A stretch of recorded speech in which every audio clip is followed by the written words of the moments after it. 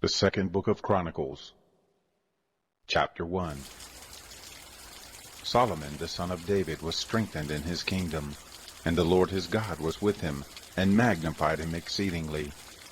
Solomon spoke to all Israel, to the captains of thousands and of hundreds, and to the judges, and to every prince in all Israel, the heads of the fathers' houses. So Solomon and all the assembly with him went to the high place that was at Gibeon, for there was the tent of meeting of God, which Moses the servant of the Lord had made in the wilderness.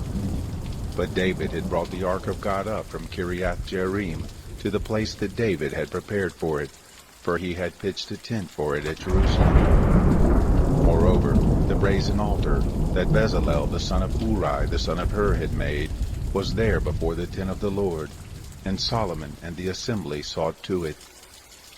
Solomon went up there to the brazen altar before the Lord, which was at the tent of meeting, and offered 1,000 burnt offerings on it.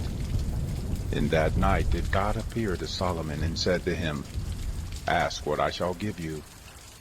Solomon said to God, "You have shown great loving kindness to David my father, and have made me king in his place. Now, O Lord God, let your promise to David my father be established, for you have made me king over a people like the dust of the earth in multitude. Give me now wisdom and knowledge, that I may go out and come in before this people, for who can judge this your people that is so great?" God said to Solomon, "Because this was in your heart, and you have not asked riches, wealth, or honor, or the life of those who hate you, neither yet have you asked long life, but have asked wisdom and knowledge for yourself, that you may judge my people, over whom I have made you king. Wisdom and knowledge is granted to you, and I will give you riches and wealth and honor, such as none of the kings have had who have been before you, neither shall there any after you have the like."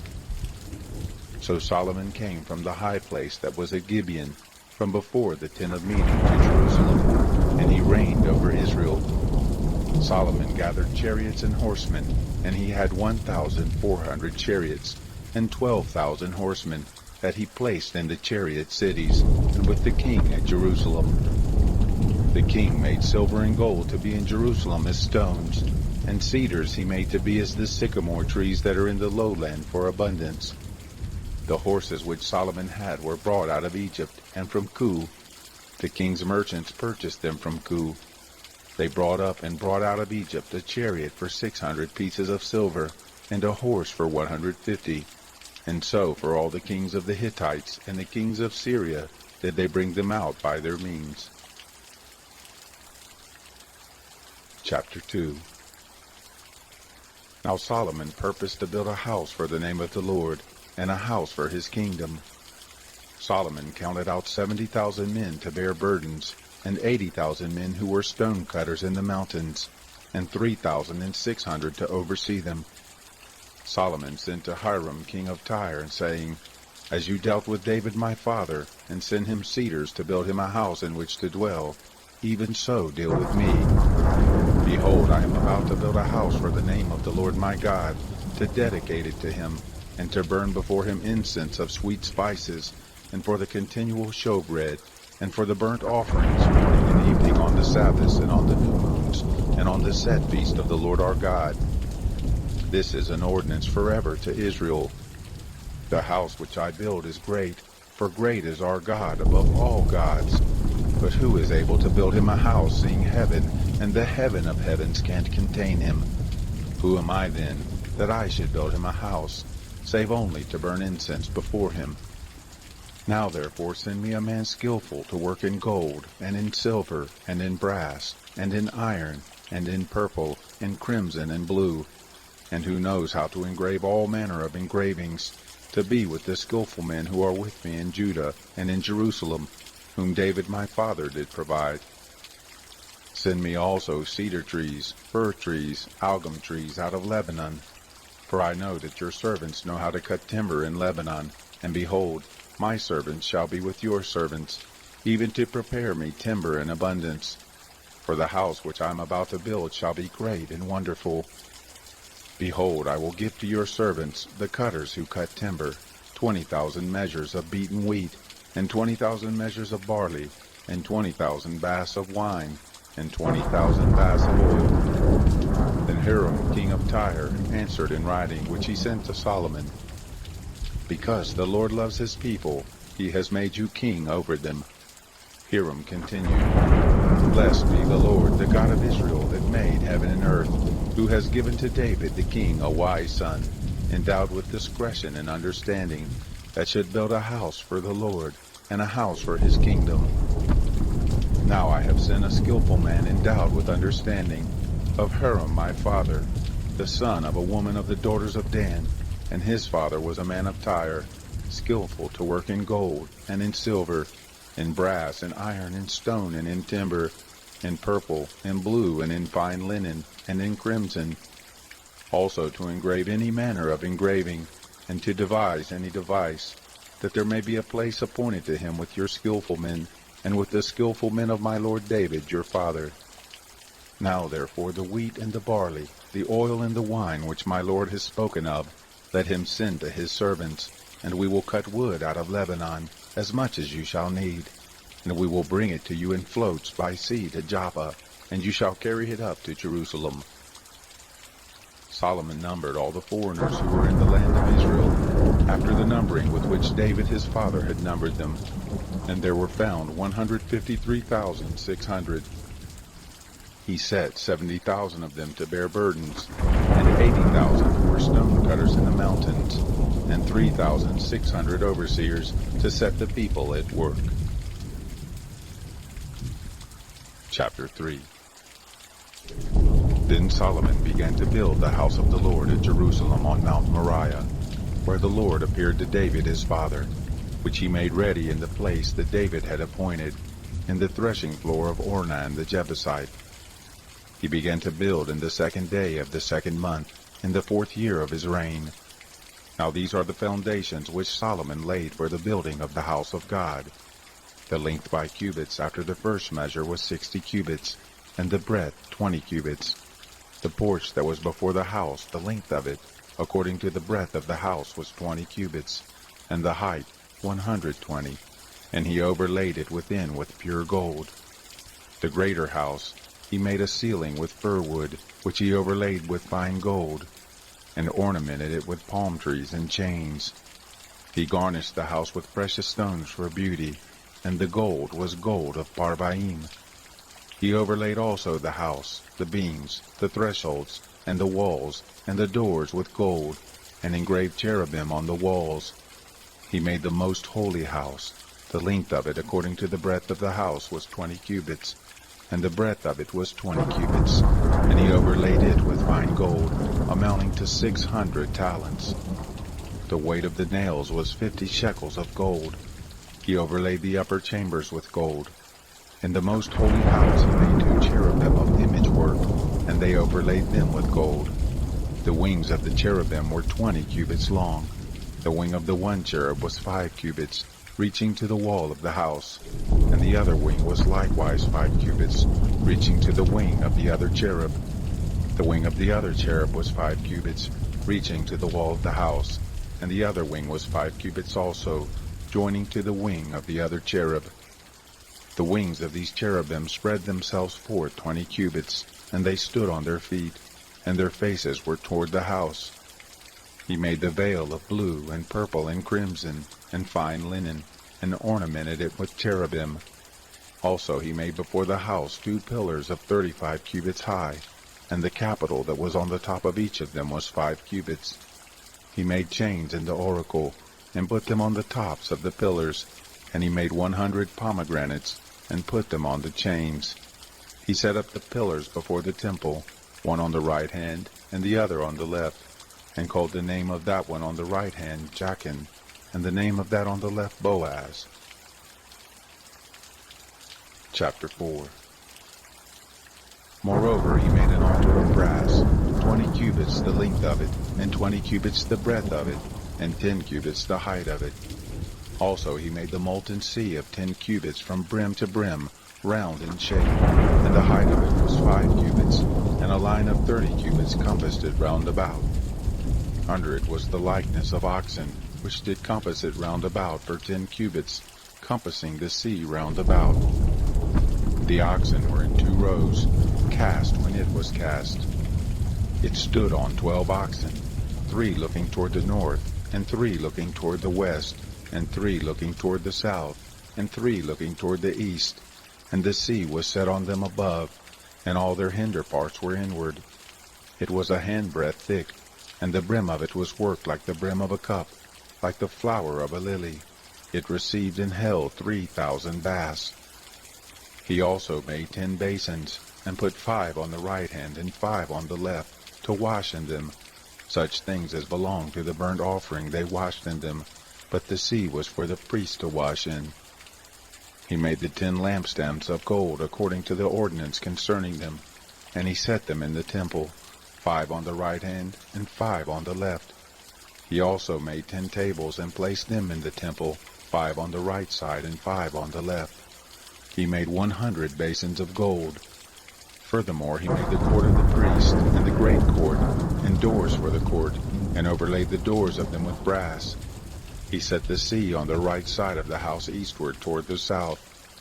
Huram made the pots, and the shovels, and the basins.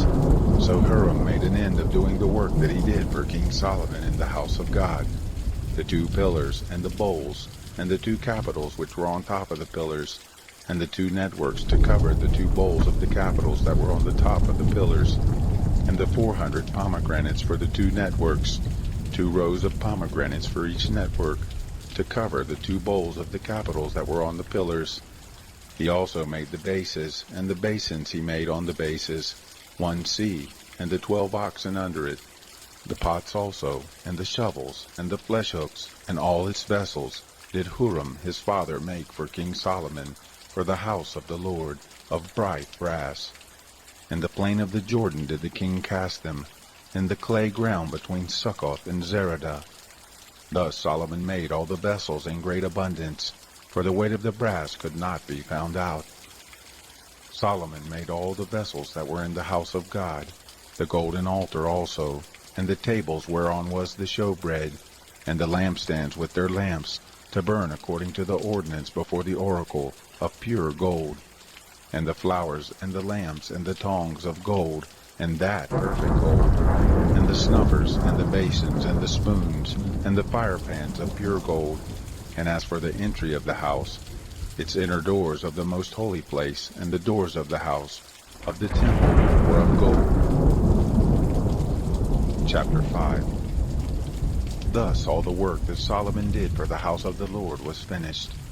Solomon brought in the things that David his father had dedicated, even the silver and the gold, and all the vessels, and put them in the treasuries of the house of God. Then Solomon assembled the elders of Israel, and all the heads of the tribes, the princes of the fathers' houses of the children of Israel, to Jerusalem, to bring up the ark of the covenant of the Lord out of the city of David, which is Zion. And all the men of Israel assembled themselves to the king at the feast, which was in the 7th month. All the elders of Israel came, and the Levites took up the ark, and they brought up the ark, and the tent of meeting, and all the holy vessels that were in the tent. These did the priests, the Levites, bring up. King Solomon and all the congregation of Israel that were assembled to him were before the ark, sacrificing sheep and oxen that could not be counted nor numbered for multitude. The priests brought in the ark of the covenant of the Lord to its place, into the oracle of the house, to the most holy place, even under the wings of the cherubim. For the cherubim spread forth their wings over the place of the ark, and the cherubim covered the ark and the poles of it above. The poles were so long that the ends of the poles were seen from the ark before the oracle, but they were not seen outside, and there it is to this day. There was nothing in the ark save the 2 tables which Moses put there at Horeb, when the Lord made a covenant with the children of Israel when they came out of Egypt. It happened, when the priests were come out of the holy place, for all the priests who were present had sanctified themselves, and did not keep their divisions. Also the Levites who were the singers, all of them, even Asaph, Heman, Jeduthun, and their sons and their brothers, arrayed in fine linen, with cymbals and psalteries and harps, stood at the east end of the altar, and with them 120 priests, sounding with trumpets. It happened, when the trumpeters and singers were as one, to make one sound to be heard in praising and thanking the Lord. And when they lifted up their voice with the trumpets and cymbals and instruments of music, and praised the Lord, saying, For he is good, for his loving kindness endures forever, that then the house was filled with a cloud, even the house of the Lord, so that the priest could not stand to minister by reason of the cloud, for the glory of the Lord filled the house of God. Chapter 6. Then Solomon spoke. The Lord has said that he would dwell in the thick darkness. But I have built you a house of habitation, and a place for you to dwell in forever. The king turned his face, and blessed all the assembly of Israel, and all the assembly of Israel stood. He said, Blessed be the Lord, the God of Israel, who spoke with his mouth to David my father, and has with his hands fulfilled it, saying, Since the day that I brought forth my people out of the land of Egypt, I chose no city out of all the tribes of Israel to build a house in, that my name might be there. Neither chose I any man to be prince over my people Israel. But I have chosen Jerusalem, that my name might be there, and have chosen David to be over my people Israel. Now it was in the heart of David my father to build a house for the name of the Lord, the God of Israel. But the Lord said to David my father, Whereas it was in your heart to build a house for my name, you did well that it was in your heart. Nevertheless, you shall not build the house, but your son who shall come forth out of your loins, he shall build the house for my name. The Lord has performed his word that he spoke, for I am risen up in the room of David my father, and sit on the throne of Israel, as the Lord promised, and have built the house for the name of the Lord, the God of Israel. There have I set the ark, in which is the covenant of the Lord, which he made with the children of Israel. He stood before the altar of the Lord in the presence of all the assembly of Israel, and spread forth his hands. For Solomon had made a brazen scaffold, 5 cubits long, and 5 cubits broad, and 3 cubits high, and had set it in the midst of the court, and on it he stood, and kneeled down on his knees before all the assembly of Israel, and spread forth his hands toward heaven. And he said, O Lord, the God of Israel, there is no God like you, in heaven or on earth, who keeps covenant and loving kindness with your servants, who walk before you with all their heart, who have kept with your servant David my father that which you did promise him. Yes, you spoke with your mouth, and have fulfilled it with your hand, as it is this day. Now therefore, Lord, God of Israel, keep with your servant David my father that which you have promised him, saying, There shall not fail you a man in my sight to sit on the throne of Israel, if only your children take heed to their way, to walk in my law as you have walked before me. Now therefore, Lord, God of Israel, let your words be verified, which you spoke to your servant David. But will God in very deed dwell with men on the earth? Behold, heaven and the heaven of heavens can't contain you, how much less this house which I have built. Yet have respect to the prayer of your servant, and to his supplication, O Lord my God. Listen to the cry and to the prayer which your servant prays before you, that your eyes may be open toward this house day and night, even toward the place where you have said that you would put your name there, to listen to the prayer which your servant shall pray toward this place. Listen to the petitions of your servant and your people Israel, when they shall pray toward this place. Yes, hear from your dwelling place, even from heaven, and when you hear, forgive. If a man sins against his neighbor, and an oath is laid on him to cause him to swear, and he comes and swears before your altar in this house, then hear from heaven, and do, and judge your servants, requiting the wicked, to bring his way on his own head, and justifying the righteous, to give him according to his righteousness. If your people Israel be struck down before the enemy, because they have sinned against you, and shall turn again and confess your name, and pray and make supplication before you in this house, then hear from heaven, and forgive the sin of your people Israel, and bring them again to the land which you gave to them and to their fathers. When the sky is shut up and there is no rain, because they have sinned against you, If they pray toward this place, and confess your name, and turn from their sin, when you do afflict them, then hear in heaven, and forgive the sin of your servants, and of your people Israel, when you teach them the good way in which they should walk, and send rain on your land, which you have given to your people for an inheritance. If there be in the land famine, if there be pestilence, if there be blasting or mildew, locust or caterpillar, if their enemies besiege them in the land of their cities, whatever plague or whatever sickness there be, whatever prayer and supplication be made by any man, or by all your people Israel, who shall know every man his own plague and his own sorrow, and shall spread forth his hands toward this house, then hear from heaven your dwelling place, and forgive, and render to every man according to all his ways, whose heart you know. For you, even you only, know the hearts of the children of men, that they may fear you, to walk in your ways, so long as they live in the land which you gave to our fathers. Moreover, concerning the foreigner, who is not of your people Israel, when he shall come from a far country for your great name's sake, and your mighty hand, and your outstretched arm, when they shall come and pray toward this house, then hear from heaven, even from your dwelling place, and do according to all that the foreigner calls to you for, that all the peoples of the earth may know your name and fear you, as does your people Israel, and that they may know that this house which I have built is called by your name. If your people go out to battle against their enemies, by whatever way you shall send them, and they pray to you toward this city which you have chosen, and the house which I have built for your name, then hear from heaven their prayer and their supplication, and maintain their cause.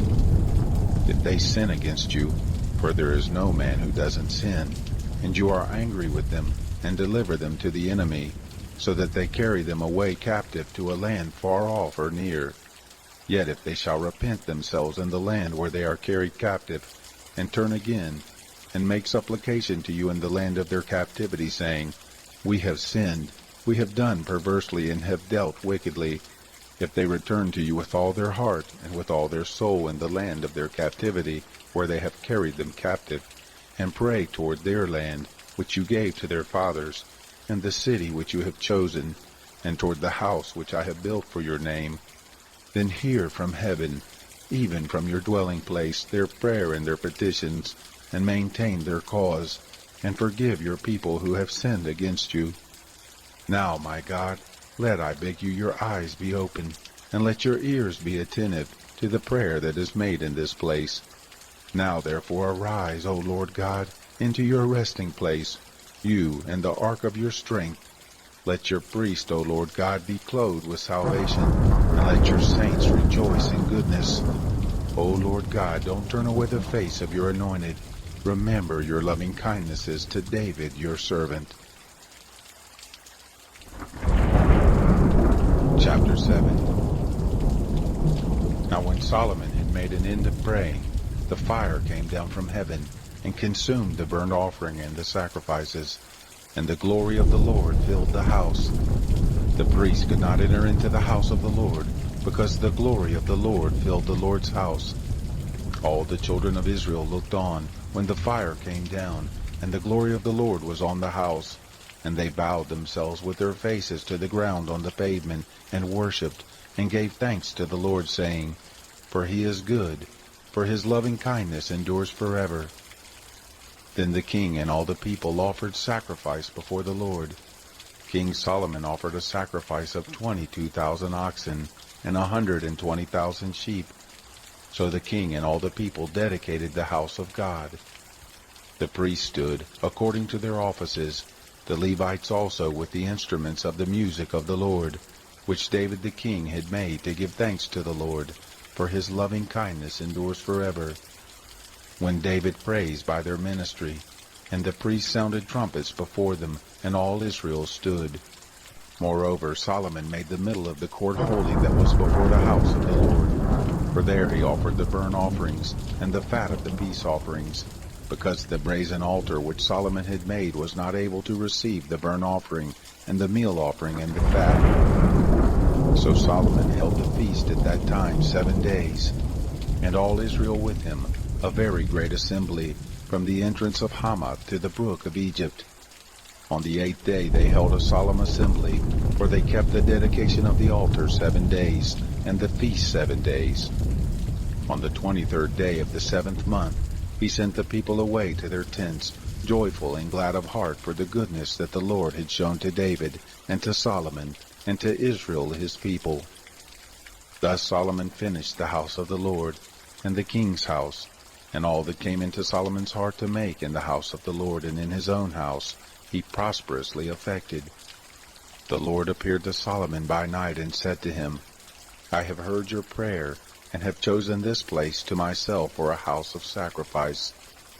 If I shut up the sky so that there is no rain, or if I command the locusts to devour the land, or if I send pestilence among my people, if my people, who are called by my name, shall humble themselves and pray, and seek my face, and turn from their wicked ways, then will I hear from heaven, and will forgive their sin, and will heal their land. Now my eyes shall be open, and my ears attentive to the prayer that is made in this place. For now I have chosen, and made this house holy, that my name may be there forever, and my eyes and my heart shall be there perpetually. As for you, if you will walk before me as David your father walked, and do according to all that I have commanded you, and will keep my statutes and my ordinances, then I will establish the throne of your kingdom, according as I covenanted with David your father, saying, There shall not fail you a man to be ruler in Israel. But if you turn away, and forsake my statutes and my commandments which I have set before you, and shall go and serve other gods and worship them, then I will pluck them up by the roots out of my land which I have given them, and this house, which I have made holy for my name, will I cast out of my sight, and I will make it a proverb and a byword among all peoples. This house which is so high, every one who passes by it shall be astonished, and shall say, Why has the Lord done this to this land, and to this house? They shall answer, Because they forsook the Lord, the God of their fathers, who brought them forth out of the land of Egypt, and laid hold on other gods, and worshipped them, and served them. Therefore has he brought all this evil on them. Chapter 8. It happened at the end of 20 years, in which Solomon had built the house of the Lord and his own house, that the cities which Huram had given to Solomon, Solomon built them, and caused the children of Israel to dwell there.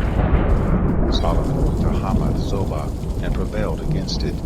He built Tadmor in the wilderness, and all the store cities which he built in Hamath.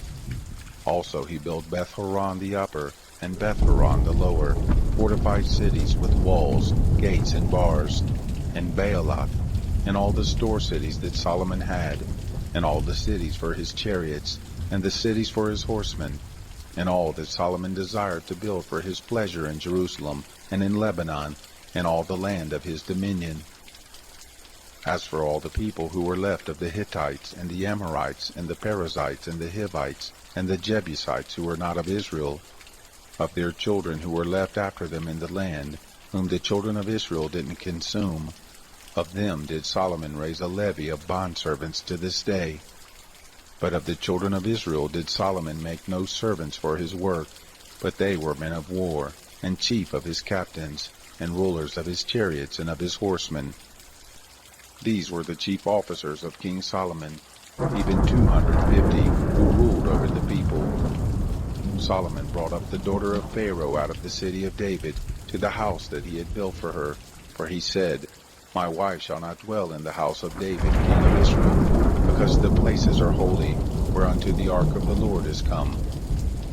Then Solomon offered burnt offerings to the Lord on the altar of the Lord, which he had built before the porch, even as the duty of every day required, offerings according to the commandment of Moses, on the Sabbaths, and on the new moons, and on the set feast, 3 times in the year, even in the feast of unleavened bread, and in the feast of weeks, and in the feast of tents.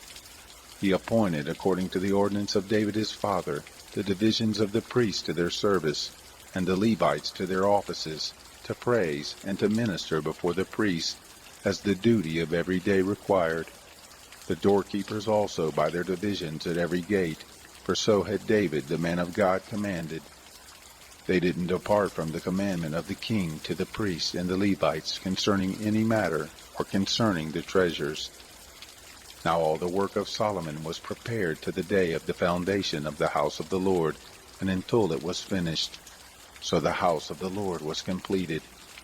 Then Solomon went to Ezion-Geber and to Eloth on the seashore in the land of Edom. Huram sent him by the hands of his servants ships, and servants who had knowledge of the seas. And they came with the servants of Solomon to Ophir, and fetched from there 450 talents of gold, and brought them to King Solomon. Chapter 9. When the queen of Sheba heard of the fame of Solomon, she came to prove Solomon with hard questions at Jerusalem, with a very great train, and camels and bore spices, and gold in abundance, and precious stones. And when she was come to Solomon, she talked with him of all that was in her heart.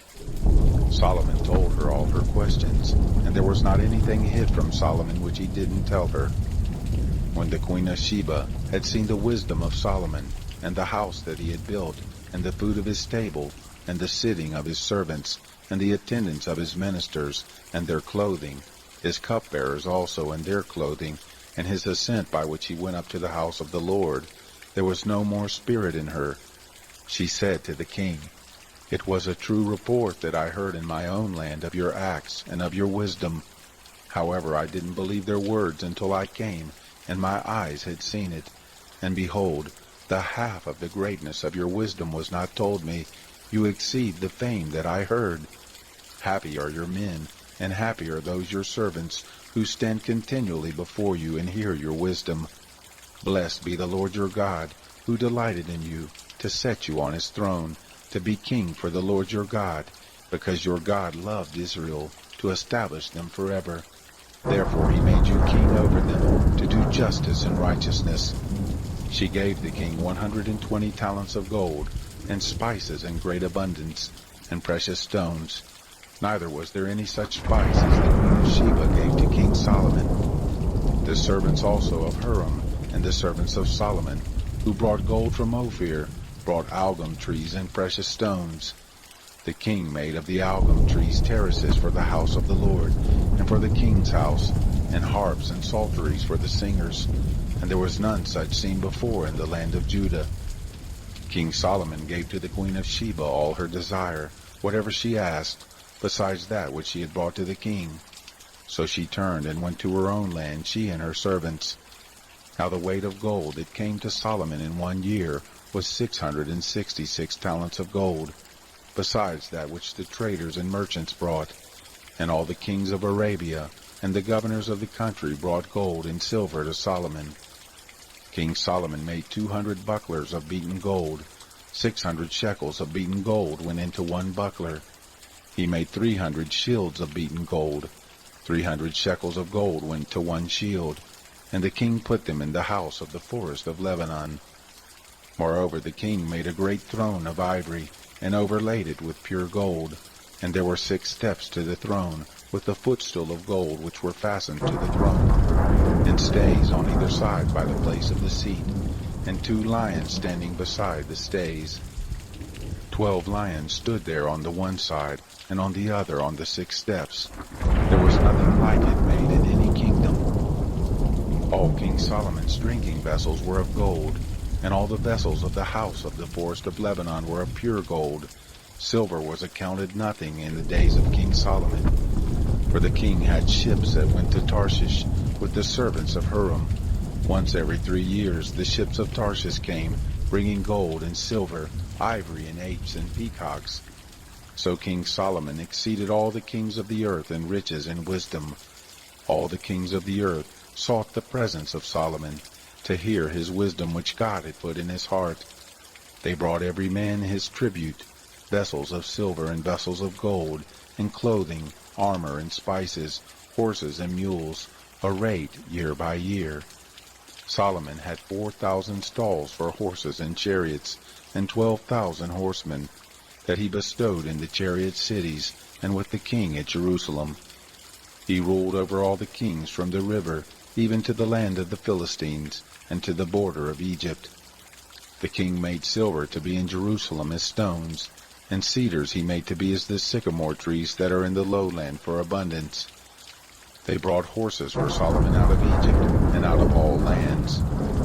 Now the rest of the acts of Solomon, first and last, aren't they written in the history of Nathan the prophet, and in the prophecy of Ahijah the Shilonite, and in the visions of Edo the seer, concerning Jeroboam the son of Nebat? Solomon reigned in Jerusalem over all Israel 40 years. Solomon slept with his fathers, and he was buried in the city of David his father, and Rehoboam his son reigned in his place. Chapter 10. Rehoboam went to Shechem, for all Israel was come to Shechem to make him king. It happened, when Jeroboam the son of Nebat heard of it, for he was in Egypt where he had fled from the presence of King Solomon, that Jeroboam returned out of Egypt.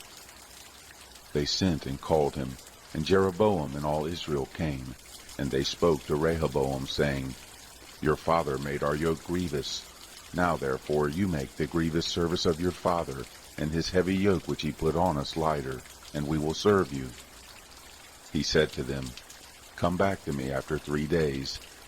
The people departed.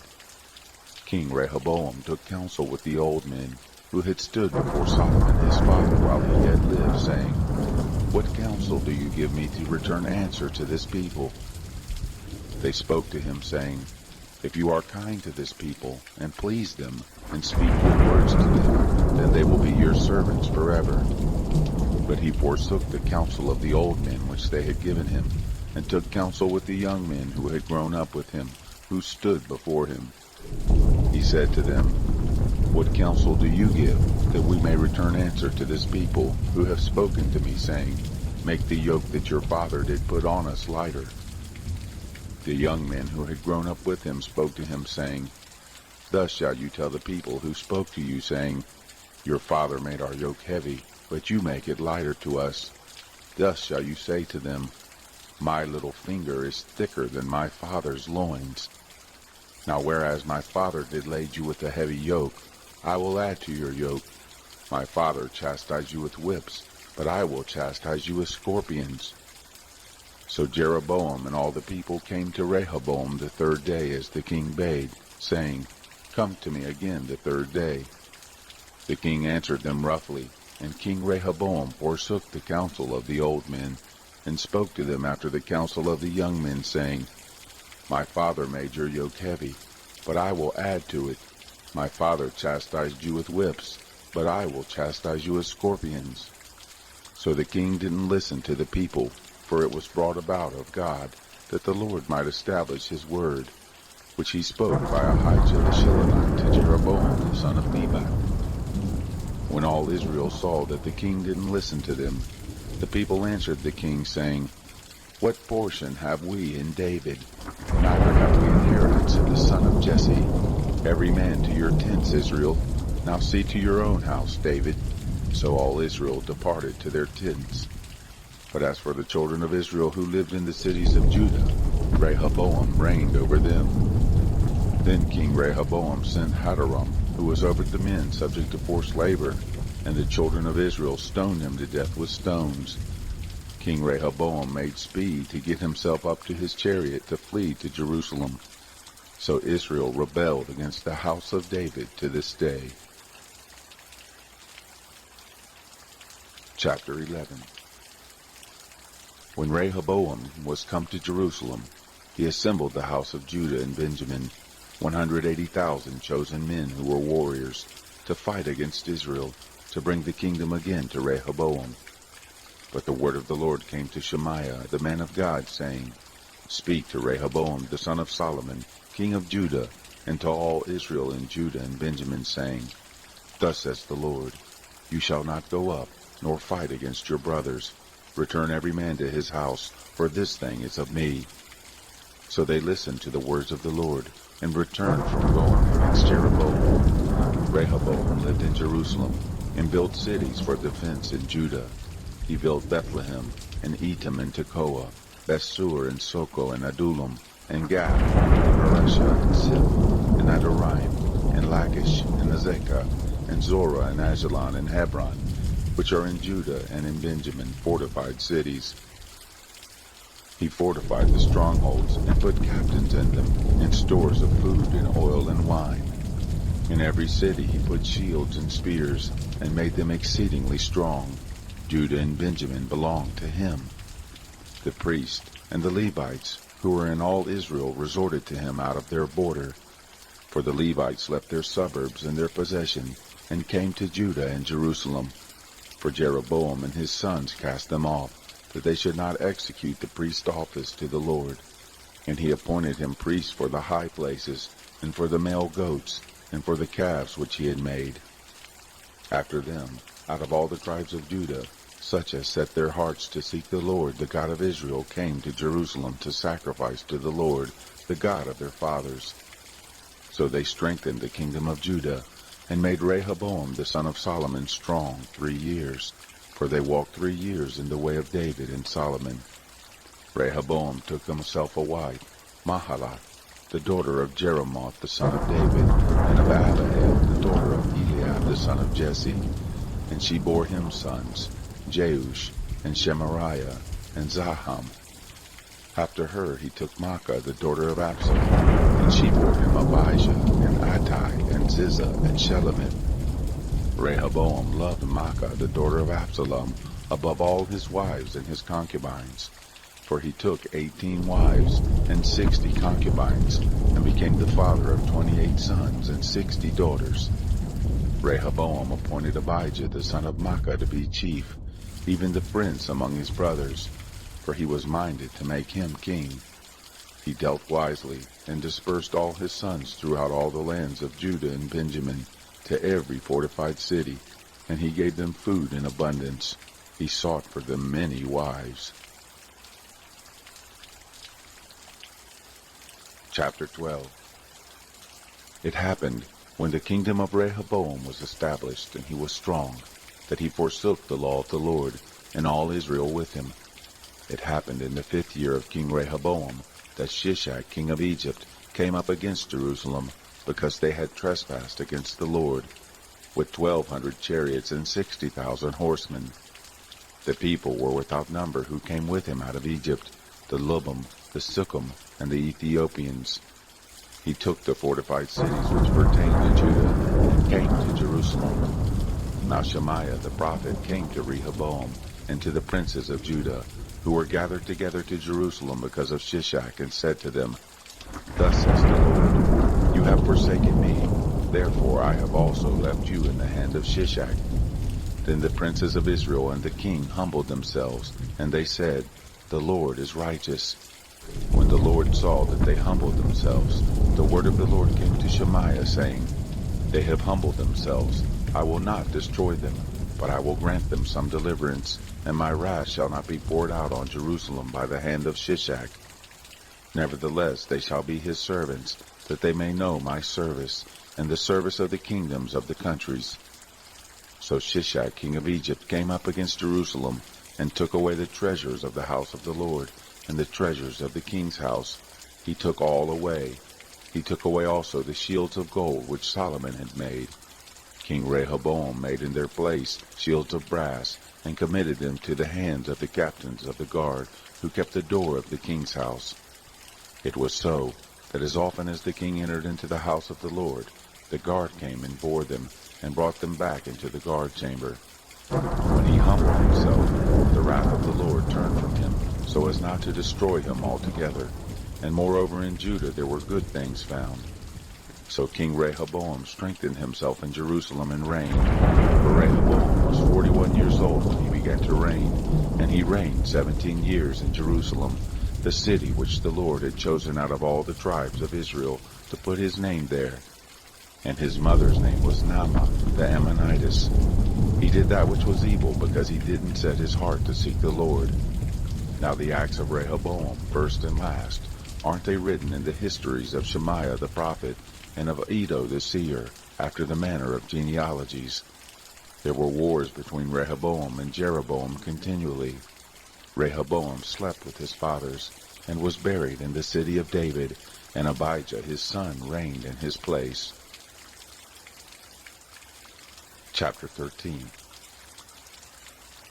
In the 18th year of King Jeroboam, Abijah began to reign over Judah. 3 years he reigned in Jerusalem, and his mother's name was Micaiah, the daughter of Uriel of Gibeah. There was war between Abijah and Jeroboam.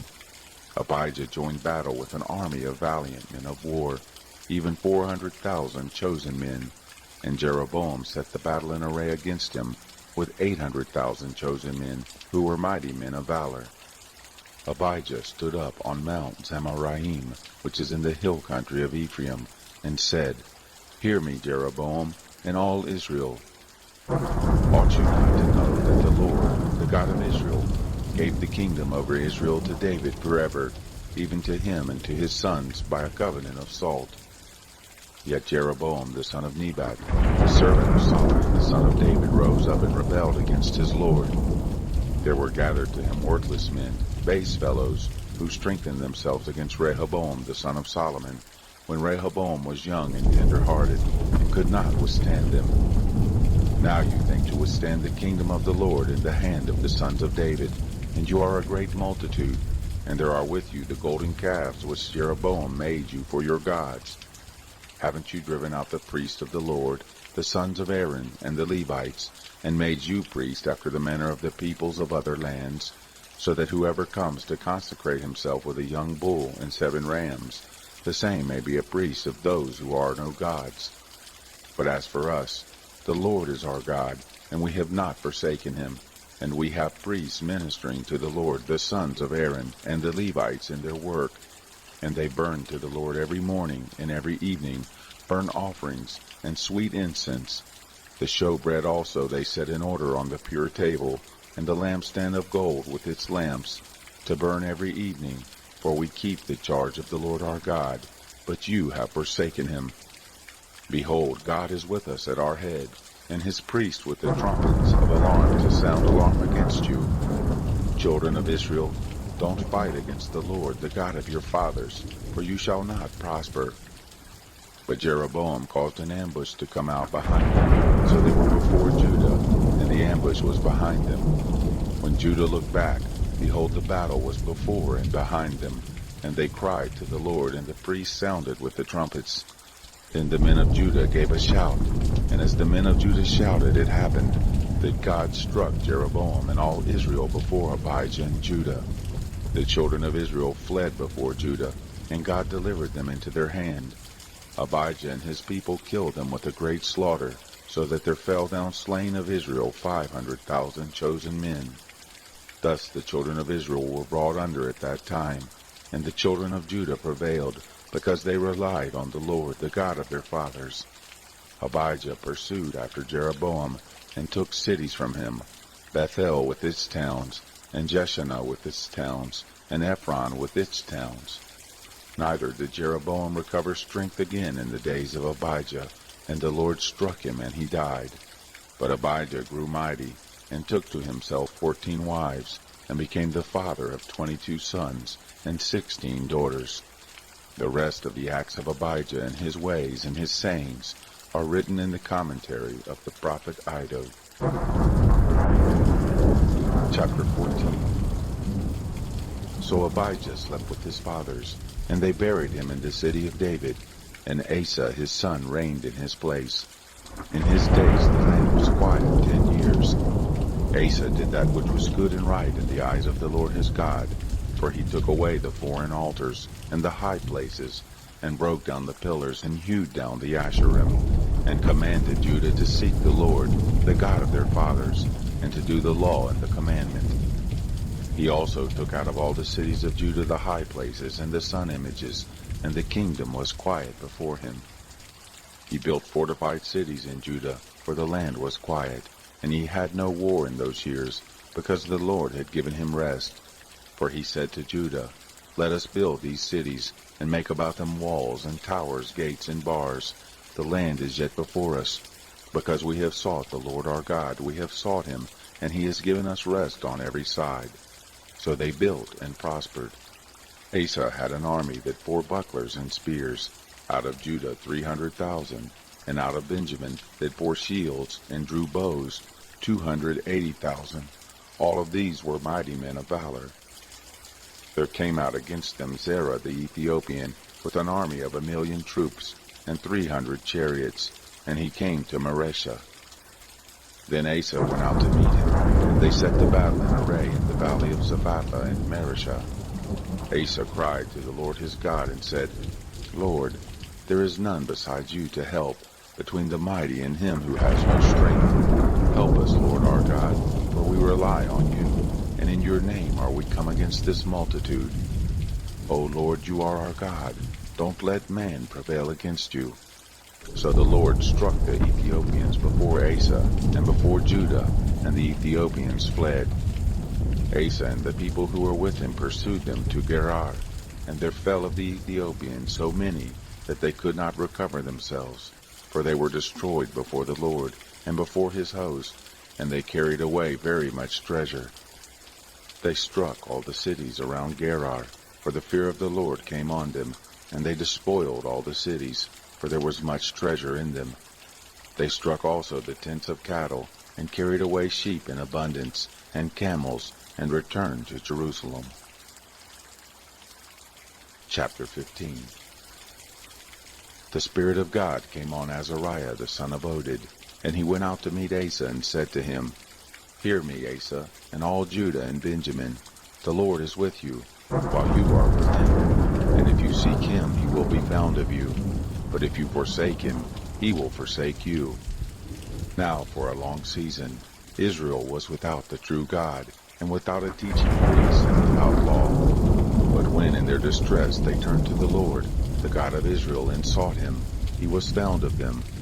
In those times there was no peace to him who went out, or to him who came in, but great vexations were on all the inhabitants of the land. They were broken in pieces, nation against nation, and city against city, for God did vex them with all adversity. But you be strong, and don't let your hands be slack, for your work shall be rewarded. When Asa heard these words and the prophecy of Oded the prophet, he took courage, and put away the abominations out of all the land of Judah and Benjamin, and out of the cities which he had taken from the hill country of Ephraim. And he renewed the altar of the Lord, that was before the porch of the Lord. He gathered all Judah and Benjamin, and those who sojourned with them out of Ephraim and Manasseh, and out of Simeon, for they fell to him out of Israel in abundance, when they saw that the Lord his God was with him. So they gathered themselves together at Jerusalem in the 3rd month, in the 15th year of the reign of Asa. They sacrificed to the Lord in that day, of the spoil which they had brought, 700 oxen, and 7,000 sheep. They entered into the covenant to seek the Lord, the God of their fathers, with all their heart, and with all their soul, and that whoever would not seek the Lord, the God of Israel, should be put to death, whether small or great, whether man or woman. They swore to the Lord with a loud voice, and with shouting, and with trumpets, and with cornets. All Judah rejoiced at the oath, for they had sworn with all their heart, and sought him with their whole desire. And he was found of them, and the Lord gave them rest round about. Also Maacah, the mother of Asa the king, he removed from being queen, because she had made an abominable image for an Asherah. And Asa cut down her image, and made dust of it, and burned it at the brook Kidron. But the high places were not taken away out of Israel. Nevertheless, the heart of Asa was perfect all his days. He brought into the house of God the things that his father had dedicated, and that he himself had dedicated, silver and gold and vessels. There was no more war to the 35th year of King Asa. Chapter 16. In the 36th year of the reign of Asa, Baasha king of Israel went up against Judah, and built Ramah, that he might not allow anyone to go out or come in to Asa king of Judah. Then Asa brought out silver and gold from the treasuries of the house of the Lord, and of the king's house, and sent to Ben-Hadad king of Syria, who lived at Damascus, saying, There is a league between you and I, as there was between my father and your father. Behold, I have sent you silver and gold. Go, break your league with Baasha king of Israel, that he may depart from me. Ben-Hadad listened to King Asa, and sent the captains of his armies against the cities of Israel. and they struck Aishan, and Dan, and Abel-Maim, and all the store cities of Naphtali. It happened, when Baasha heard of it, that he left off building Ramah, and let his work cease. Then Asa the king took all Judah, and they carried away the stones of Ramah, and its timbers, with which Baasha had built, and he built with it Geba and Mizpah. At the same time, Hanani the seer came to see Asa king of Judah, and said to him, Because you have relied on the king of Syria, and have not relied on the Lord your God, therefore is the host of the king of Syria escaped out of your hand. Weren't the Ethiopians and the Lubim a huge host, with chariots and horsemen very many? Yet because you did rely on the Lord, he delivered them into your hand. For the eyes of the Lord run back and forth throughout the whole earth, to show himself strong on the behalf of those whose heart is perfect toward him. Herein you have done foolishly, for from henceforth you shall have wars. Then Asa was angry with the seer, and put him in the prison house, for he was in a rage with him because of this thing. Asa oppressed some of the people at the same time. Behold the facts of Asa, first and last. Behold, they are written in the book of the kings of Judah and Israel. In the 39th year of his reign, Asa was diseased in his feet. His disease was very great, yet in his disease he didn't seek the Lord, but went to the physicians. Asa slept with his fathers and died in the 41st year of his reign. They buried him in his own tomb, which he had made for himself in the city of David, and laid him in the bed which was filled with sweet odors and various kinds of spices prepared by the perfumers, and they made a very great burning for him. Chapter 17. Jehoshaphat his son reigned in his place, and strengthened himself against Israel. He placed forces in all the fortified cities of Judah, and set garrisons in the land of Judah, and in the cities of Ephraim, which Asa his father had taken.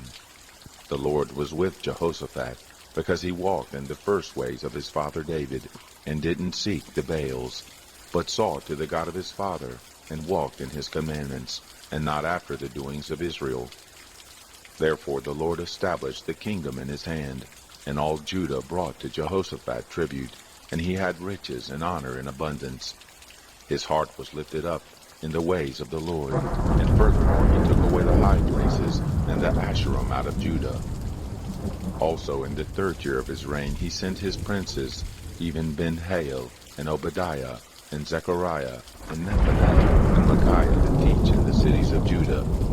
And with them the Levites, even Shemaiah, and Nethaniah, and Zebadiah, and Asahel, and Shemiramoth, and Jehonathan, and Adonijah, and Tobijah, and Tob-Adonijah, the Levites, and with them Elishama and Jehoram the priest. They taught in Judah, having the book of the law of the Lord with them, and they went about throughout all the cities of Judah, and taught among the people. The fear of the Lord fell on all the kingdoms of the lands that were round about Judah, so that they made no war against Jehoshaphat.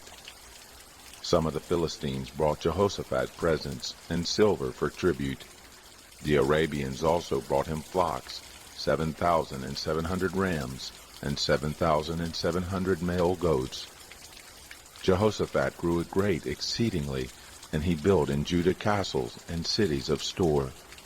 He had many works in the cities of Judah, and men of war, mighty men of valor in Jerusalem. This was the numbering of them according to their fathers' houses. Of Judah, the captains of thousands, Adnah the captain, and with him mighty men of valor 300,000. And next to him, Jehohanan the captain, and with him 280,000. And next to him, Amasiah the son of Zichri, who willingly offered himself to the Lord, and with him 200,000 mighty men of valor. Of Benjamin, Eliada, a mighty man of valor, and with him 200,000 armed with bow and shield. And next to him, Jehozabad, and with him 180,000 ready prepared for war. These were those who waited on the king, besides those whom the king put in the fortified cities throughout all Judah. Chapter 18. Now Jehoshaphat had riches and honor in abundance, and he joined affinity with Ahab. After certain years he went down to Ahab to Samaria. Ahab killed sheep and oxen for him in abundance, and for the people who were with him, and moved him to go up with him to Ramoth Gilead. Ahab king of Israel said to Jehoshaphat king of Judah, "Will you go with me to Ramoth Gilead?" He answered him, "I am as you are, and my people as your people, and we will be with you in the war."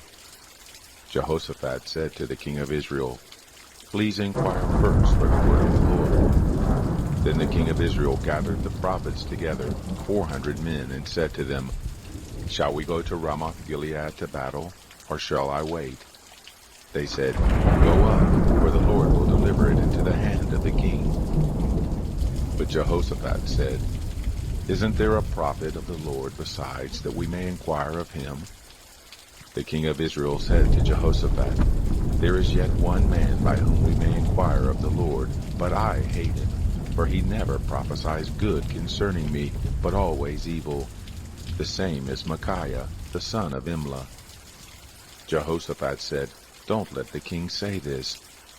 Then the king of Israel called an officer and said, "Go get quickly Micaiah the son of Imlah." Now the king of Israel and Jehoshaphat the king of Judah sat each on his throne arrayed in their robes, and they were sitting in an open place at the entrance of the gate of Samaria, and all the prophets were prophesying before them. Zedekiah the son of Chenaanah made him horns of iron and said, "Thus says the Lord, with these you shall push the Syrians until they are consumed." All the prophets prophesied this way, saying, "Go up to Ramoth Gilead and prosper, for the Lord will deliver it into the hand of the king."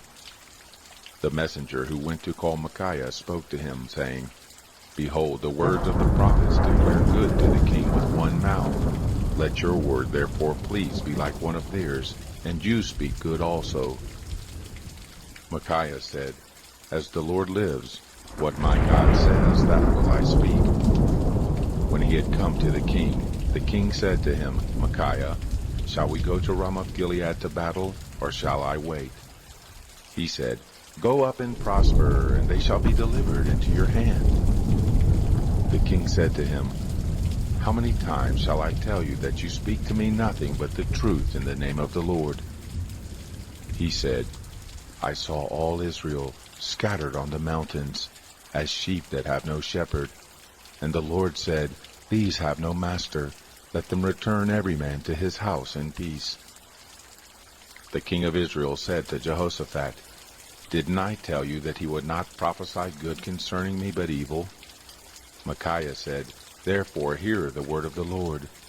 I saw the Lord sitting on his throne, and all the host of heaven standing on his right hand and on his left.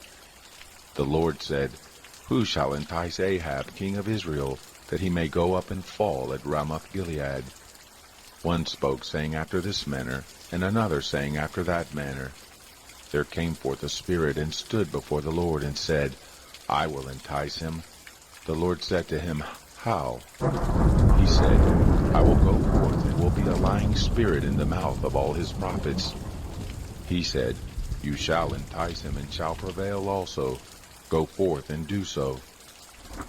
Now therefore, behold, the Lord has put a lying spirit in the mouth of these your prophets, and the Lord has spoken evil concerning you.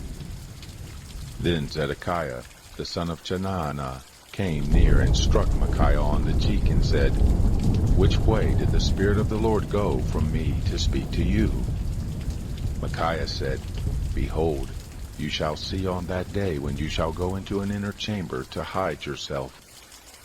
The king of Israel said, "Take Micaiah, and carry him back to Ammon the governor of the city, and to Joash the king's son, and say, Thus says the king, Put this fellow in the prison, and feed him with bread of affliction, and with water of affliction, until I return in peace."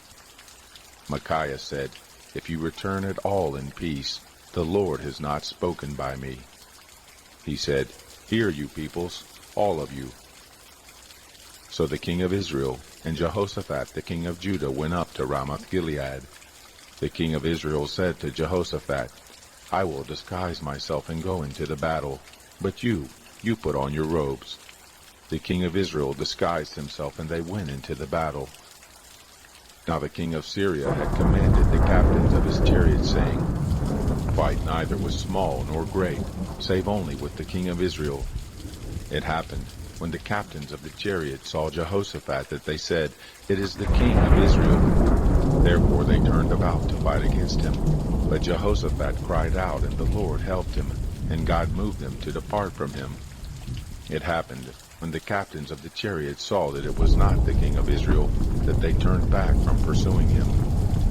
A certain man drew his bow at a venture, and struck the king of Israel between the joints of the armor. Therefore he said to the driver of the chariot, "Turn your hand and carry me out of the host, for I am greatly wounded." The battle increased that day. However, the king of Israel stayed himself up in his chariot against the Syrians even until the evening. And about the time of the going down of the sun, he died. Chapter 19.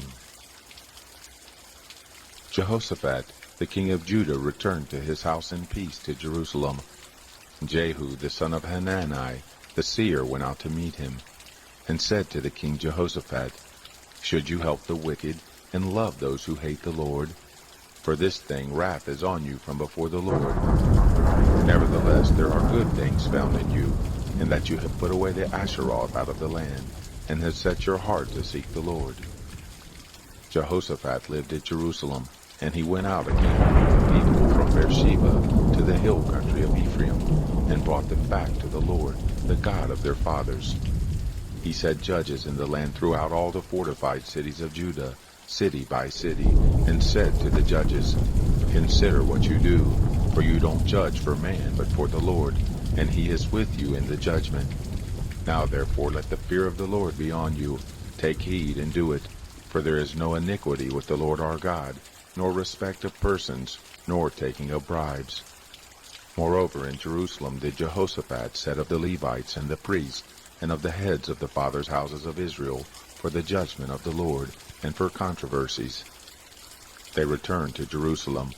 He charged them, saying, "Thus shall you do in the fear of the Lord, faithfully, and with a perfect heart.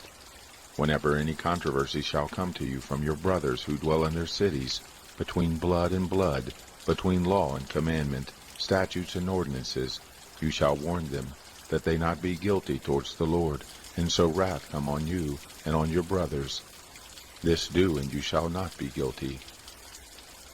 Behold, Amariah the chief priest is over you in all matters of the Lord, and Zebadiah the son of Ishmael the ruler of the house of Judah in all the king's matters. Also the Levites shall be officers before you. Deal courageously, and the Lord be with the good." Chapter 20. It happened after this, that the children of Moab and the children of Ammon, and with them some of the Ammonites, came against Jehoshaphat to battle. Then there came some who told Jehoshaphat, saying, "There comes a great multitude against you from beyond the sea, from Syria, and behold, they are in Hazazon Tamar, the same is in Gedi." Jehoshaphat feared, and set himself to seek the Lord, and he proclaimed a fast throughout all Judah. Judah gathered themselves together to seek help of the Lord. Even out of all the cities of Judah they came to seek the Lord.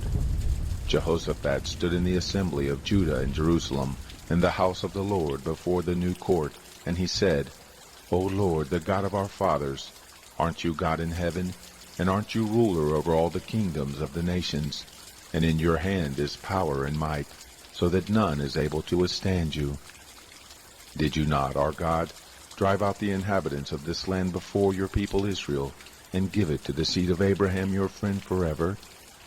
They lived here, and have built you a sanctuary for your name, saying, If evil come on us, the sword, judgment, or pestilence, or famine, we will stand before this house and before you, for your name is in this house, and cry to you in our affliction, and you will hear and save. Now, behold, the children of Ammon and Moab and Mount Seir, whom you would not let Israel invade when they came out of the land of Egypt, but they turned aside from them and didn't destroy them. Behold how they reward us, to come to cast us out of your possession which you have given us to inherit it. Our God, will you not judge them? For we have no might against this great company that comes against us, neither know we what to do, but our eyes are on you. All Judah stood before the Lord with their little ones, their wives, and their children. Then on Jahaziel, the son of Zechariah, the son of Benaiah, the son of Jael, the son of Mattaniah the Levite, of the sons of Asaph, came the Spirit of the Lord in the midst of the assembly. And he said, Listen, all Judah, and you inhabitants of Jerusalem, and you, King Jehoshaphat. Thus says the Lord to you, Don't be afraid, neither be dismayed by reason of this great multitude. For the battle is not yours, but God's. Tomorrow go down against them. Behold, they come up by the ascent of Ziz, and you shall find them at the end of the valley before the wilderness of Jeruel. You shall not need to fight in this battle. Set yourselves, stand still, and see the salvation of the Lord with you. O Judah and Jerusalem, don't be afraid, nor be dismayed. Tomorrow go out against them, for the Lord is with you. Jehoshaphat bowed his head with his face to the ground, and all Judah and the inhabitants of Jerusalem fell down before the Lord, worshiping the Lord. The Levites, of the children of the Kohathites and of the children of the Korahites, stood up to praise the Lord, the God of Israel, with an exceeding loud voice. They rose early in the morning, and went forth into the wilderness of Tekoa. And as they went forth, Jehoshaphat stood and said, Hear me, Judah, and you inhabitants of Jerusalem. Believe in the Lord your God, so shall you be established. Believe his prophets, so shall you prosper. When he had taken counsel with the people, he appointed those who should sing to the Lord and give praise in holy array, as they went out before the army, and said, Give thanks to the Lord, for his loving kindness endures forever. When they began to sing and to praise, the Lord set liers in wait against the children of Ammon, Moab, and Mount Seir, who had come against Judah, and they were struck. For the children of Ammon and Moab stood up against the inhabitants of Mount Seir, utterly to kill and destroy them. And when they had made an end of the inhabitants of Seir, everyone helped to destroy one another. When Judah came to the watchtower of the wilderness, they looked at the multitude, and behold, they were dead bodies fallen to the earth, and there were none who escaped. When Jehoshaphat and his people came to take the spoil of them, they found among them in abundance both riches and dead bodies, and precious jewels which they stripped off for themselves, more than they could carry away. And they were 3 days in taking the spoil, it was so much. On the 4th day they assembled themselves in the valley of Barakah, for there they blessed the Lord. Therefore the name of that place was called the Valley of Barakah to this day. Then they returned, every man of Judah and Jerusalem, and Jehoshaphat in the front of them, to go again to Jerusalem with joy, for the Lord had made them to rejoice over their enemies. They came to Jerusalem with psalteries and harps, and trumpets to the house of the Lord. The fear of the Lord was on all the kingdoms of the countries, when they heard that the Lord fought against the enemies of Israel. So the realm of Jehoshaphat was quiet, for his God gave him rest round about. Jehoshaphat reigned over Judah. He was 35 years old when he began to reign, and he reigned 25 years in Jerusalem. And his mother's name was Azubah, the daughter of Shilhi. He walked in the way of Asa his father, and didn't turn aside from it, doing that which was right in the eyes of the Lord. However, the high places were not taken away, neither as yet had the people set their hearts to the God of their fathers. Now the rest of the acts of Jehoshaphat, first and last, behold, they are written in the history of Jehu the son of Hanani, which is inserted in the book of the kings of Israel. After this did Jehoshaphat king of Judah join himself with Ahaziah king of Israel. The same did very wickedly, and he joined himself with him to make ships to go to Tarshish, and they made the ships in Ezion-Geber. Then Eleazar, the son of Dodavahu of Mareshah, prophesied against Jehoshaphat, saying, Because you have joined yourself with Azariah, the Lord has destroyed your works. The ships were broken, so that they were not able to go to Tarshish. Chapter 21. Jehoshaphat slept with his fathers, and was buried with his fathers in the city of David, and Jehoram his son reigned in his place. He had brothers, the sons of Jehoshaphat, Azariah, and Jehiel, and Zechariah, and Azariah, and Mikael, and Shephatiah. All these were the sons of Jehoshaphat king of Israel. Their father gave them great gifts of silver and of gold and of precious things, with fortified cities in Judah. But the kingdom he gave to Jehoram, because he was the firstborn. Now when Jehoram was risen up over the kingdom of his father, and had strengthened himself, he killed all his brothers with the sword, and various also of the princes of Israel.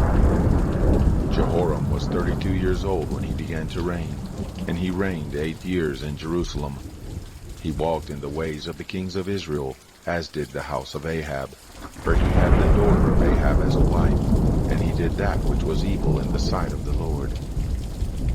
However, the Lord would not destroy the house of David, because of the covenant that he had made with David, and as he promised to give a lamp to him and to his children always. In his days Edom revolted from under the hand of Judah, and made a king over themselves. Then Jehoram passed over with his captains, and all his chariots with him, and he rose up by night, and struck the Edomites who surrounded him, along with the captains of the chariots. So Edom revolted from under the hand of Judah to this day. Then did Libnah revolt at the same time from under his hand, because he had forsaken the Lord, the God of his fathers. Moreover, he made high places in the mountains of Judah, and made the inhabitants of Jerusalem to play the prostitute, and led Judah astray. There came a writing to him from Elijah the prophet, saying, Thus says the Lord, the God of David your father, because you have not walked in the ways of Jehoshaphat your father, nor in the ways of Asa king of Judah, but have walked in the way of the kings of Israel, and have made Judah and the inhabitants of Jerusalem to play the prostitute, like as the house of Ahab did, and also have slain your brothers of your father's house, who were better than yourself.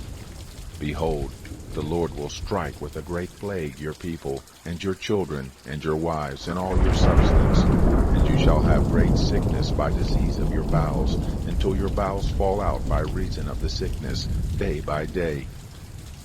The Lord stirred up against Jehoram the spirit of the Philistines, and of the Arabians who are beside the Ethiopians, and they came up against Judah, and broke into it, and carried away all the substance that was found in the king's house, and his sons also and his wives, so that there was never a son left to him save Jehoahaz, the youngest of his sons. After all this, the Lord struck him in his bowels with an incurable disease.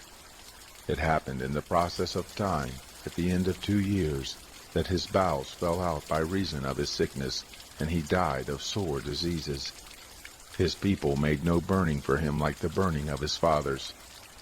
32 years old he was when he began to reign, and he reigned in Jerusalem 8 years, and he departed without being desired, and they buried him in the city of David, but not in the tombs of the kings. Chapter 22. The inhabitants of Jerusalem made Ahaziah his youngest son king in his place, for the band of men who came with the Arabians to the camp had slain all the eldest. So Ahaziah the son of Jehoram, king of Judah, reigned. 42 years old was Ahaziah when he began to reign, and he reigned 1 year in Jerusalem. And his mother's name was Athaliah, the daughter of Omri. He also walked in the ways of the house of Ahab, for his mother was his counselor to do wickedly. He did that which was evil in the sight of the Lord, as did the house of Ahab, for they were his counselors after the death of his father, to his destruction. He walked also after their counsel, and went with Jehoram the son of Ahab, king of Israel, to war against Hazael king of Syria at Ramoth Gilead, and the Syrians wounded Joram. He returned to be healed in Jezreel of the wounds which they had given him at Ramah, when he fought against Hazael king of Syria.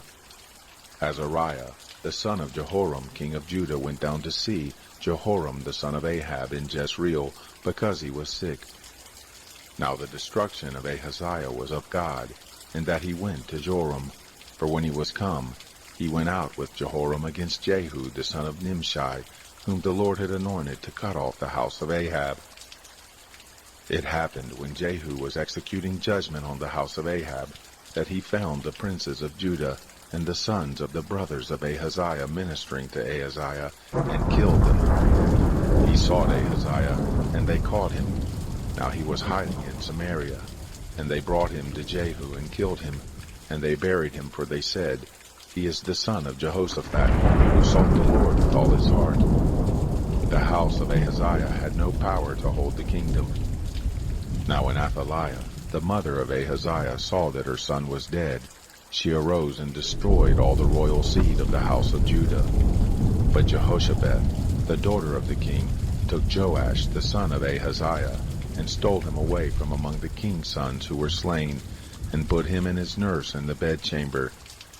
So Jehoshabeth, the daughter of King Jehoram, the wife of Jehoiada the priest, for she was the sister of Ahaziah, hid him from Athaliah, so that she didn't kill him. He was with them hid in the house of God 6 years, and Athaliah reigned over the land.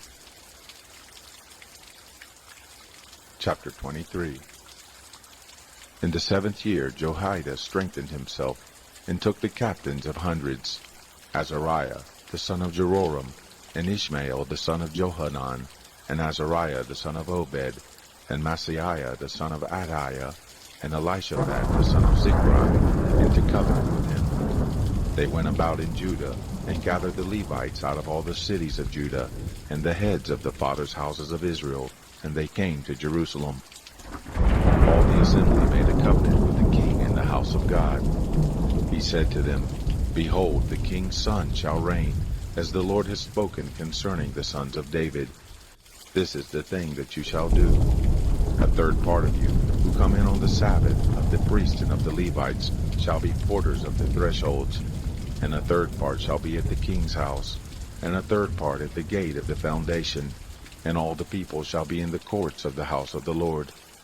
But let none come into the house of the Lord, except the priest, and those who minister of the Levites, they shall come in, for they are holy, but all the people shall keep the charge of the Lord.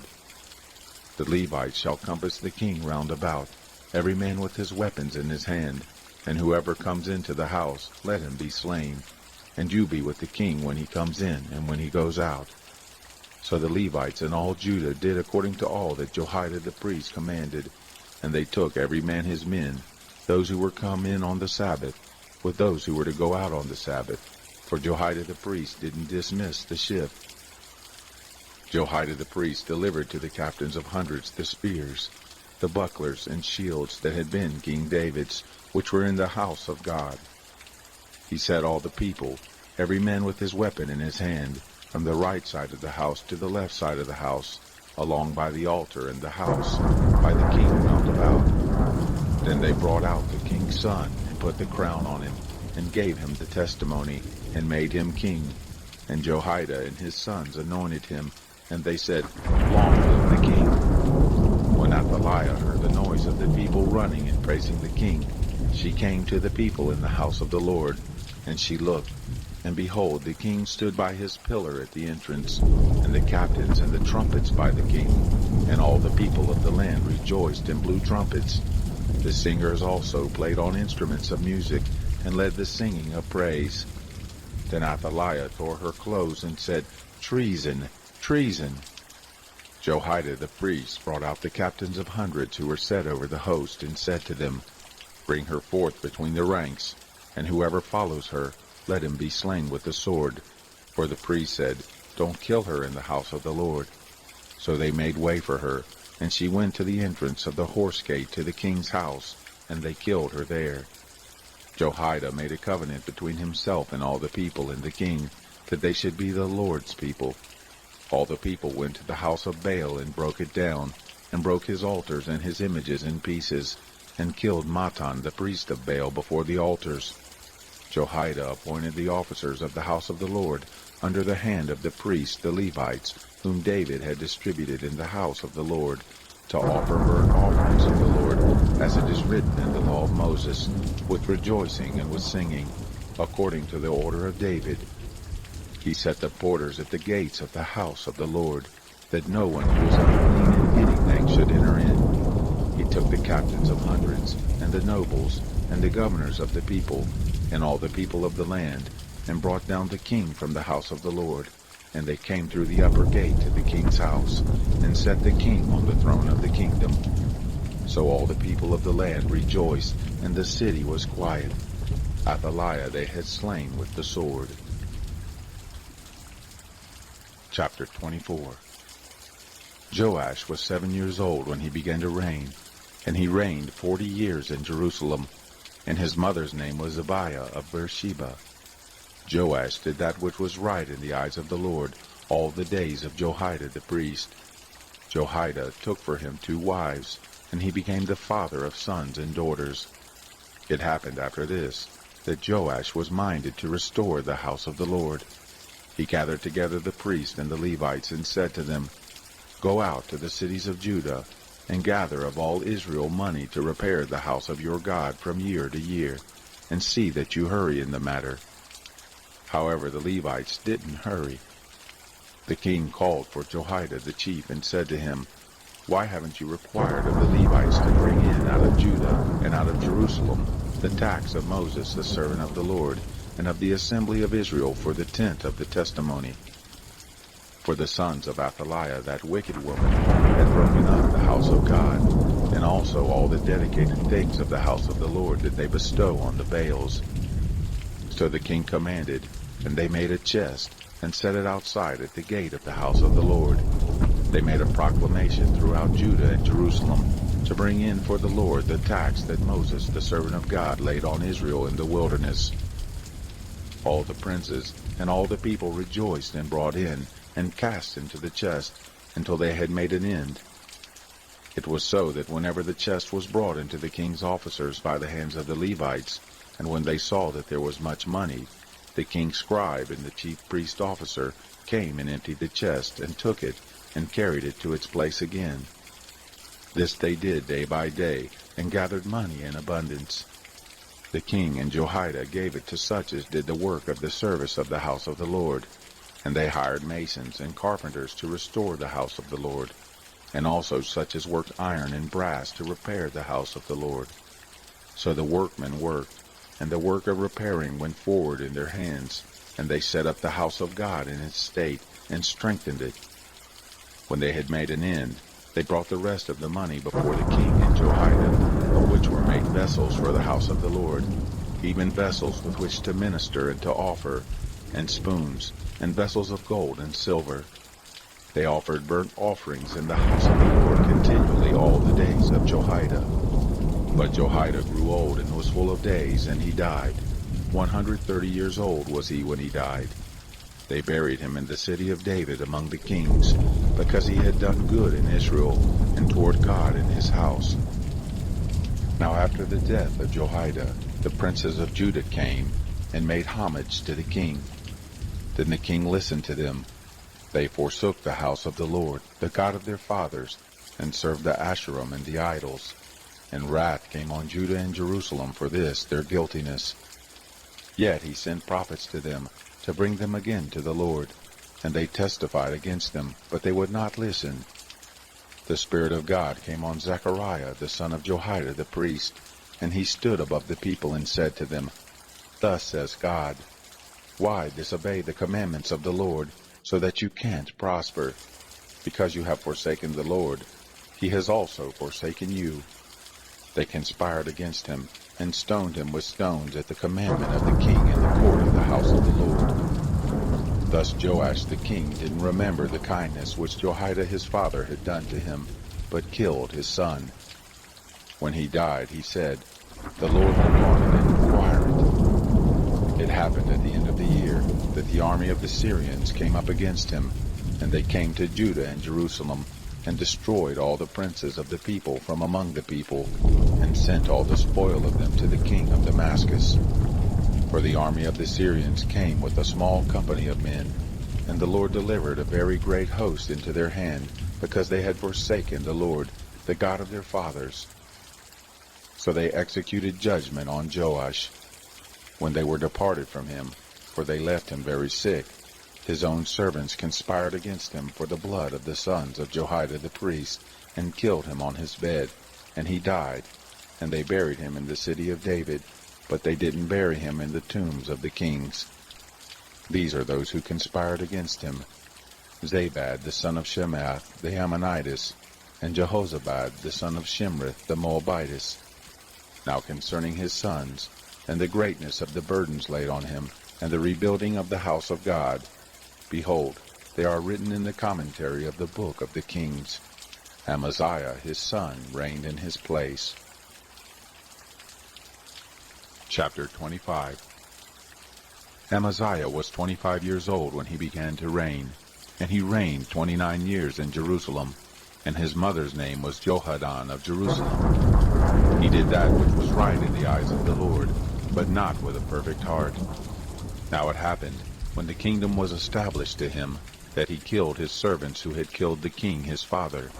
But he didn't put their children to death, but did according to that which is written in the law of the book of Moses, as the Lord commanded, saying, The fathers shall not die for the children, neither shall the children die for the fathers, but every man shall die for his own sin.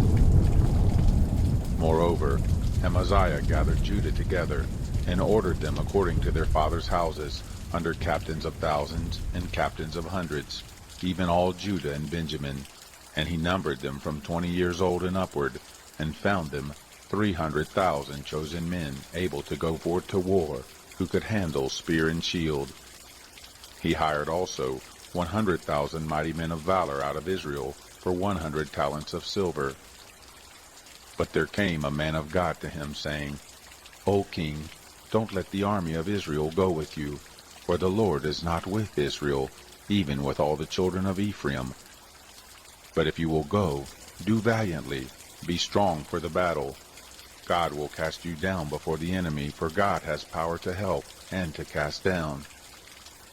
Amaziah said to the man of God, But what shall we do for the 100 talents which I have given to the army of Israel? The man of God answered, The Lord is able to give you much more than this.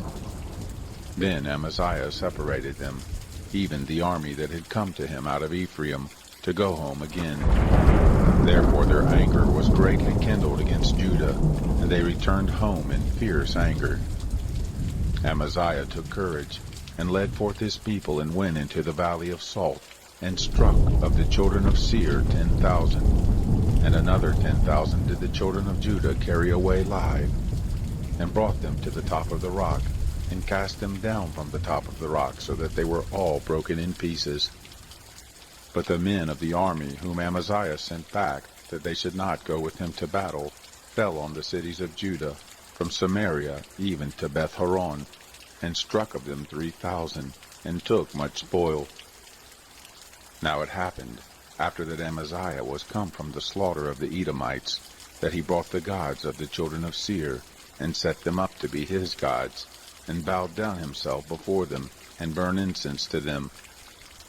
Therefore the anger of the Lord was kindled against Amaziah, and he sent to him a prophet, who said to him, Why have you sought after the gods of the people, which have not delivered their own people out of your hand? It happened, as he talked with him, that the king said to him, Have we made you the king's counsel? Stop!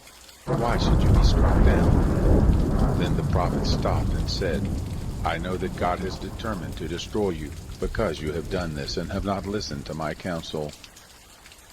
Then Amaziah king of Judah took advice, and sent to Joash, the son of Jehoahaz, the son of Jehu, king of Israel, saying, Come, let us look one another in the face.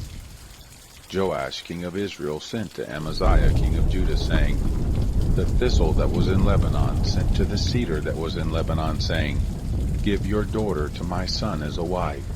And there passed by a wild animal that was in Lebanon, and trod down the thistle. You say, Behold, you have struck Edom, and your heart lifts you up to boast. Abide now at home. Why should you meddle to your hurt, that you should fall, even you and Judah with you?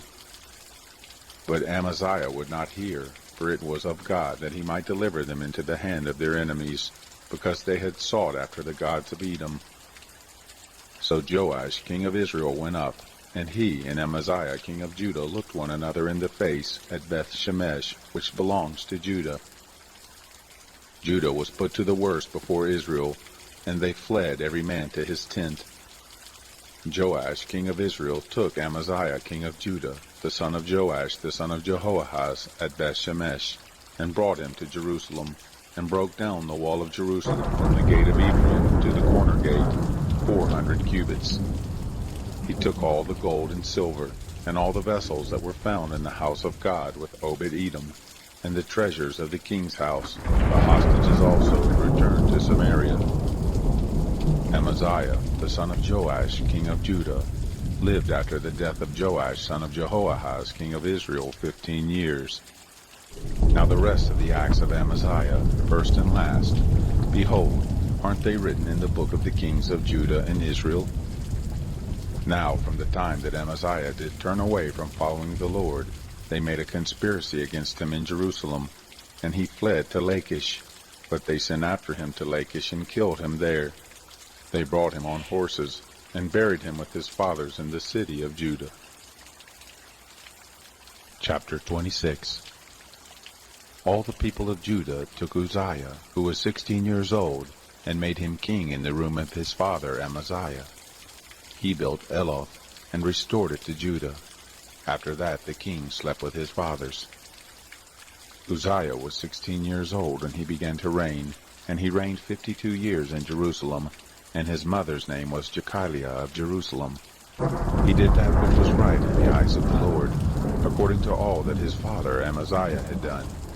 He set himself to seek God in the days of Zechariah, who had understanding in the vision of God, and as long as he sought the Lord, God made him to prosper.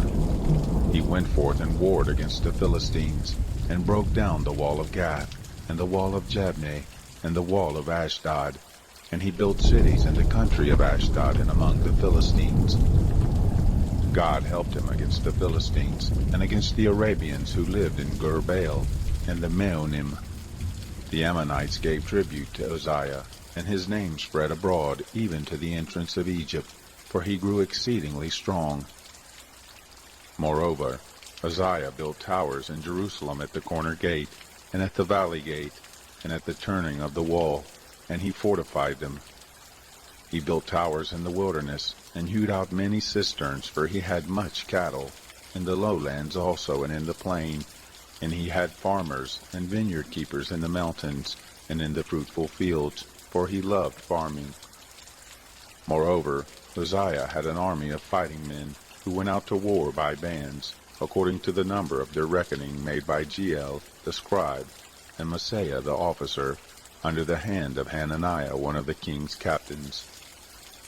The whole number of the heads of the fathers' houses, even the mighty men of valor, was 2,600.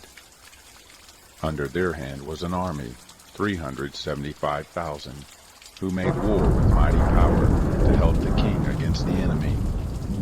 Uzziah prepared for them, even for all the hosts, shields and spears and helmets and coats of mail and bows and stones for slinging. He made in Jerusalem engines, invented by skillful men, to be on the towers and on the battlements, with which to shoot arrows and great stones.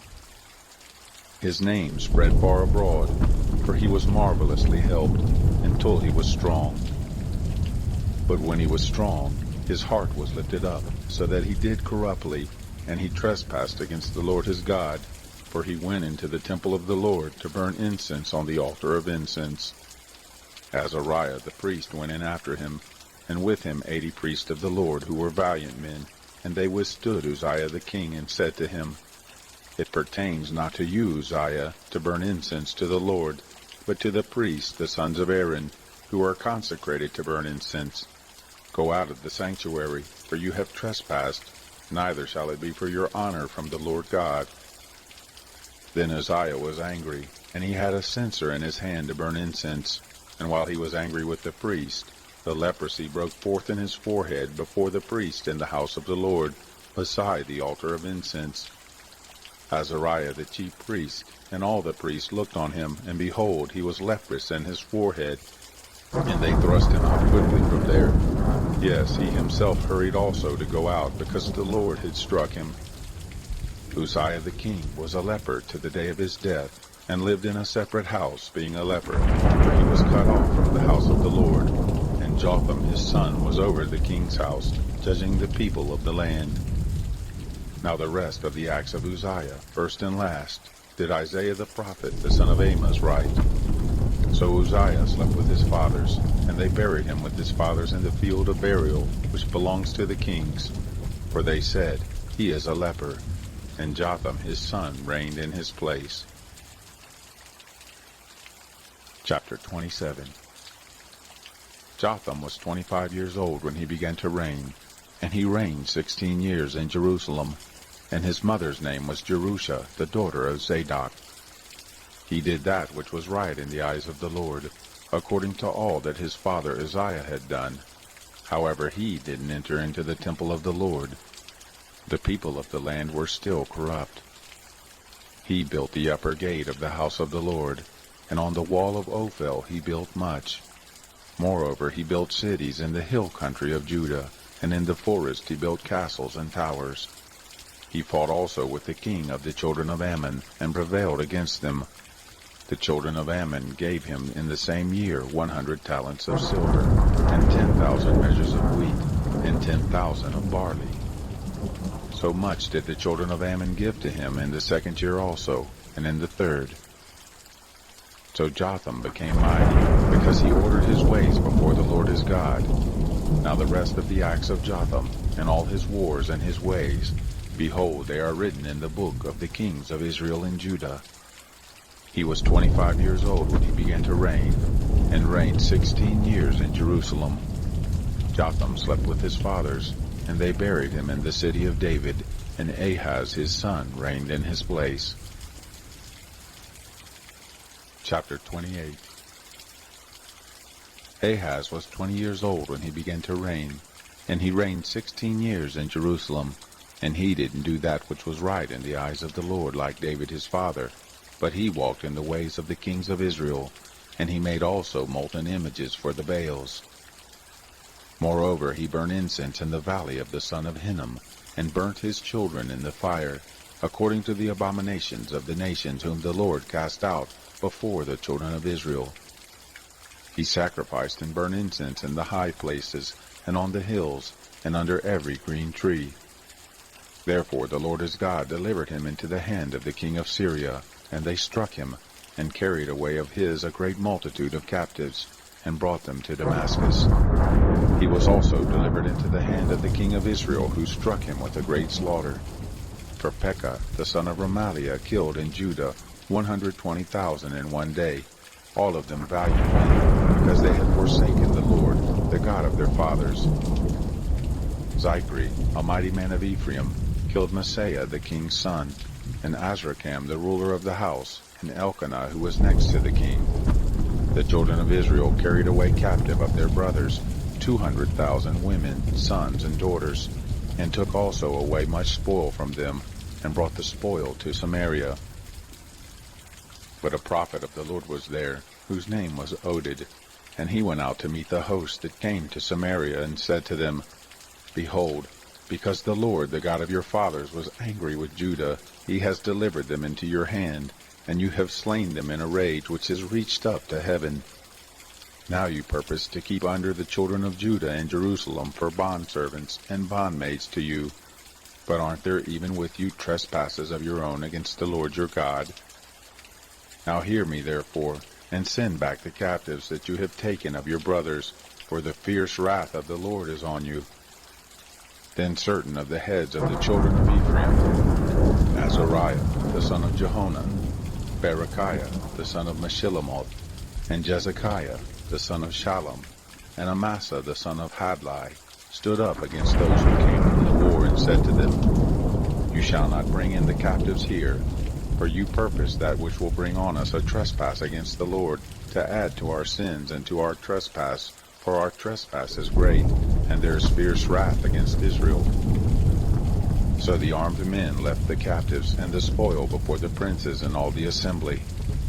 The men who have been mentioned by name rose up and took the captives, and with the spoil clothed all who were naked among them, and arrayed them, and shod them, and gave them to eat and to drink, and anointed them, and carried all the feeble of them on donkeys, and brought them to Jericho, the city of palm trees, to their brothers. Then they returned to Samaria. At that time did King Ahaz send to the kings of Assyria to help him, for again the Edomites had come and struck Judah, and carried away captives. The Philistines also had invaded the cities of the lowland and of the south of Judah, and had taken Bethshemesh, and Ajalon, and Gederoth, and Socoh with its towns, and Timnah with its towns, Gizmo also and its towns, and they lived there. For the Lord brought Judah low because of Ahaz king of Israel, for he had dealt wantonly in Judah, and trespassed severely against the Lord. Tilgath-Pilneser, king of Assyria, came to him and distressed him, but didn't strengthen him. For Ahaz took away a portion out of the house of the Lord, and out of the house of the kings and of the princes, and gave it to the king of Assyria, but it didn't help him. In the time of his distress did he trespass yet more against the Lord, this same King Ahaz. For he sacrificed to the gods of Damascus which struck him, and he said, Because the gods of the kings of Syria helped them, therefore I will sacrifice to them that they may help me. But they were the ruin of him and of all Israel. Ahaz gathered together the vessels of the house of God, and cut in pieces the vessels of the house of God, and shut up the doors of the house of the Lord. And he made him altars in every corner of Jerusalem. In every city of Judah he made high places to burn incense to other gods, and provoked to anger the Lord, the God of his fathers. Now the rest of his acts, and all his ways, first and last, behold, they are written in the book of the kings of Judah and Israel. Ahaz slept with his fathers, and they buried him in the city, even in Jerusalem, for they didn't bring him into the tombs of the kings of Israel, and Hezekiah his son reigned in his place. Chapter 29. Hezekiah began to reign when he was 25 years old, and he reigned 29 years in Jerusalem, and his mother's name was Abijah, the daughter of Zechariah. He did that which was right in the eyes of the Lord, according to all that David his father had done. He, in the first year of his reign, in the first month, opened the doors of the house of the Lord and prepared them. He brought in the priests and the Levites, and gathered them together into the broad place on the east, and said to them, Hear me, you Levites. Now sanctify yourselves, and sanctify the house of the Lord, the God of your fathers, and carry forth the filthiness out of the holy place. For our fathers have trespassed, and have done that which is evil in the sight of the Lord our God, and have forsaken him, and have turned away their faces from the habitation of the Lord, and turned their backs. Also they have shut up the doors of the porch, and put out the lamps, and have not burned incense, nor offered burnt offerings in the holy place to the God of Israel. Therefore the wrath of the Lord was on Judah and Jerusalem, and he has delivered them to be tossed back and forth, to be an astonishment and a hissing, as you see with your eyes. For behold, our fathers have fallen by the sword, and our sons and our daughters and our wives are in captivity for this. Now it is in my heart to make a covenant with the Lord, the God of Israel, that his fierce anger may turn away from us. My sons, don't be negligent now, for the Lord has chosen you to stand before him, to minister to him, and that you should be his ministers and burn incense. Then the Levites arose, Mahath the son of Amasai, and Joel the son of Azariah, the sons of the Kohathites, and of the sons of Merari, Kish the son of Abdi, and Azariah the son of Jehalalel, and of the Gershonites, Joah the son of Zimmah, and Eden the son of Joah, and of the sons of Elizaphan, Shimri and Jeuel, and of the sons of Asaph, Zechariah and Mattaniah, and of the sons of Heman, Jehuel and Shimei, and of the sons of Jeduthun, Shemaiah and Uzziel. They gathered their brothers and sanctified themselves, and went in according to the commandment of the king by the words of the Lord, to cleanse the house of the Lord. The priest went into the inner part of the house of the Lord to cleanse it, and brought out all the uncleanness that they found in the temple of the Lord into the court of the house of the Lord.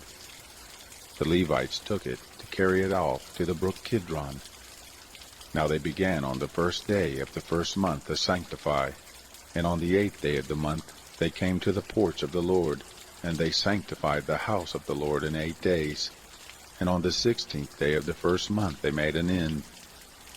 Then they went in to Hezekiah the king within the palace, and said, We have cleansed all the house of the Lord, and the altar of burnt offering with all its vessels, and the table of showbread with all its vessels. Moreover, all the vessels which King Ahaz in his reign did cast away when he trespassed, have we prepared and sanctified, and behold, they are before the altar of the Lord. Then Hezekiah the king arose early, and gathered the princes of the city, and went up to the house of the Lord. They brought 7 bulls, and 7 rams, and 7 lambs, and 7 male goats, for a sin offering for the kingdom, and for the sanctuary, and for Judah. He commanded the priests, the sons of Aaron, to offer them on the altar of the Lord. So they killed the bulls, and the priests received the blood, and sprinkled it on the altar. And they killed the rams, and sprinkled the blood on the altar. They killed also the lambs, and sprinkled the blood on the altar. They brought near the male goats for the sin offering before the king in the assembly, and they laid their hands on them, and the priests killed them, and they made a sin offering with their blood on the altar, to make atonement for all Israel. For the king commanded that the burnt offering and that the sin offering should be made for all Israel.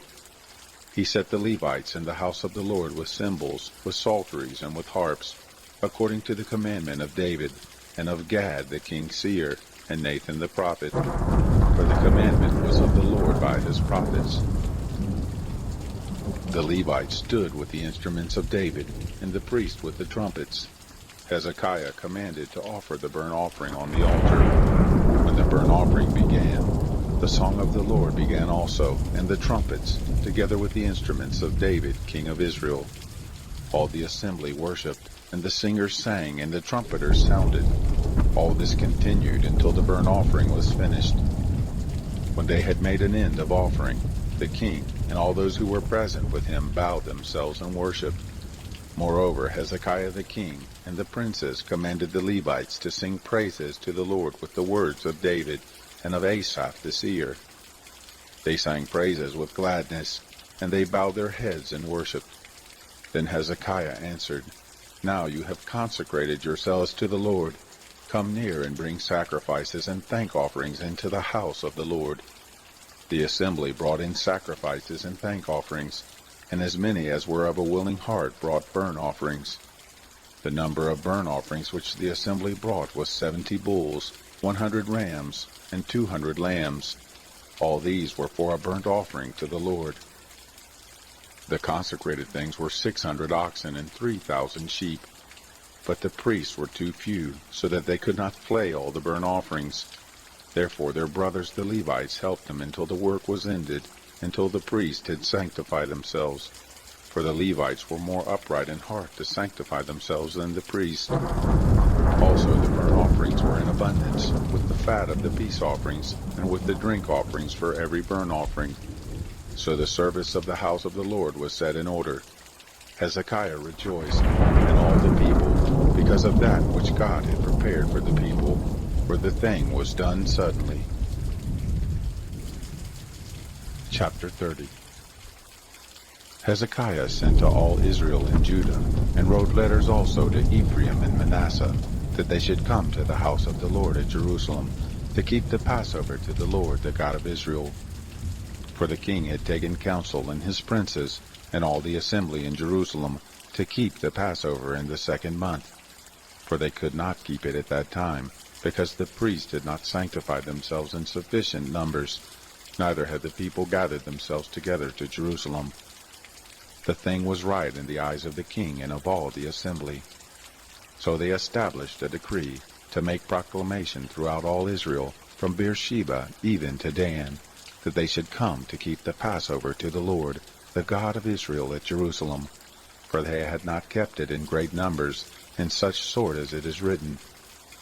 So the post went with the letters from the king and his princes throughout all Israel and Judah, and according to the commandment of the king, saying, You, children of Israel, turn again to the Lord, the God of Abraham, Isaac, and Israel, that he may return to the remnant that has escaped of you out of the hand of the kings of Assyria. Don't be like your fathers and like your brothers, who trespassed against the Lord, the God of their fathers, so that he gave them up to desolation, as you see.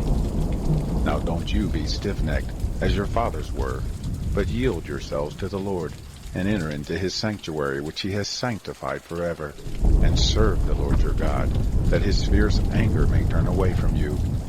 For if you turn again to the Lord, your brothers and your children shall find compassion before those who led them captive, and shall come again into this land. For the Lord your God is gracious and merciful, and will not turn away his face from you, if you return to him.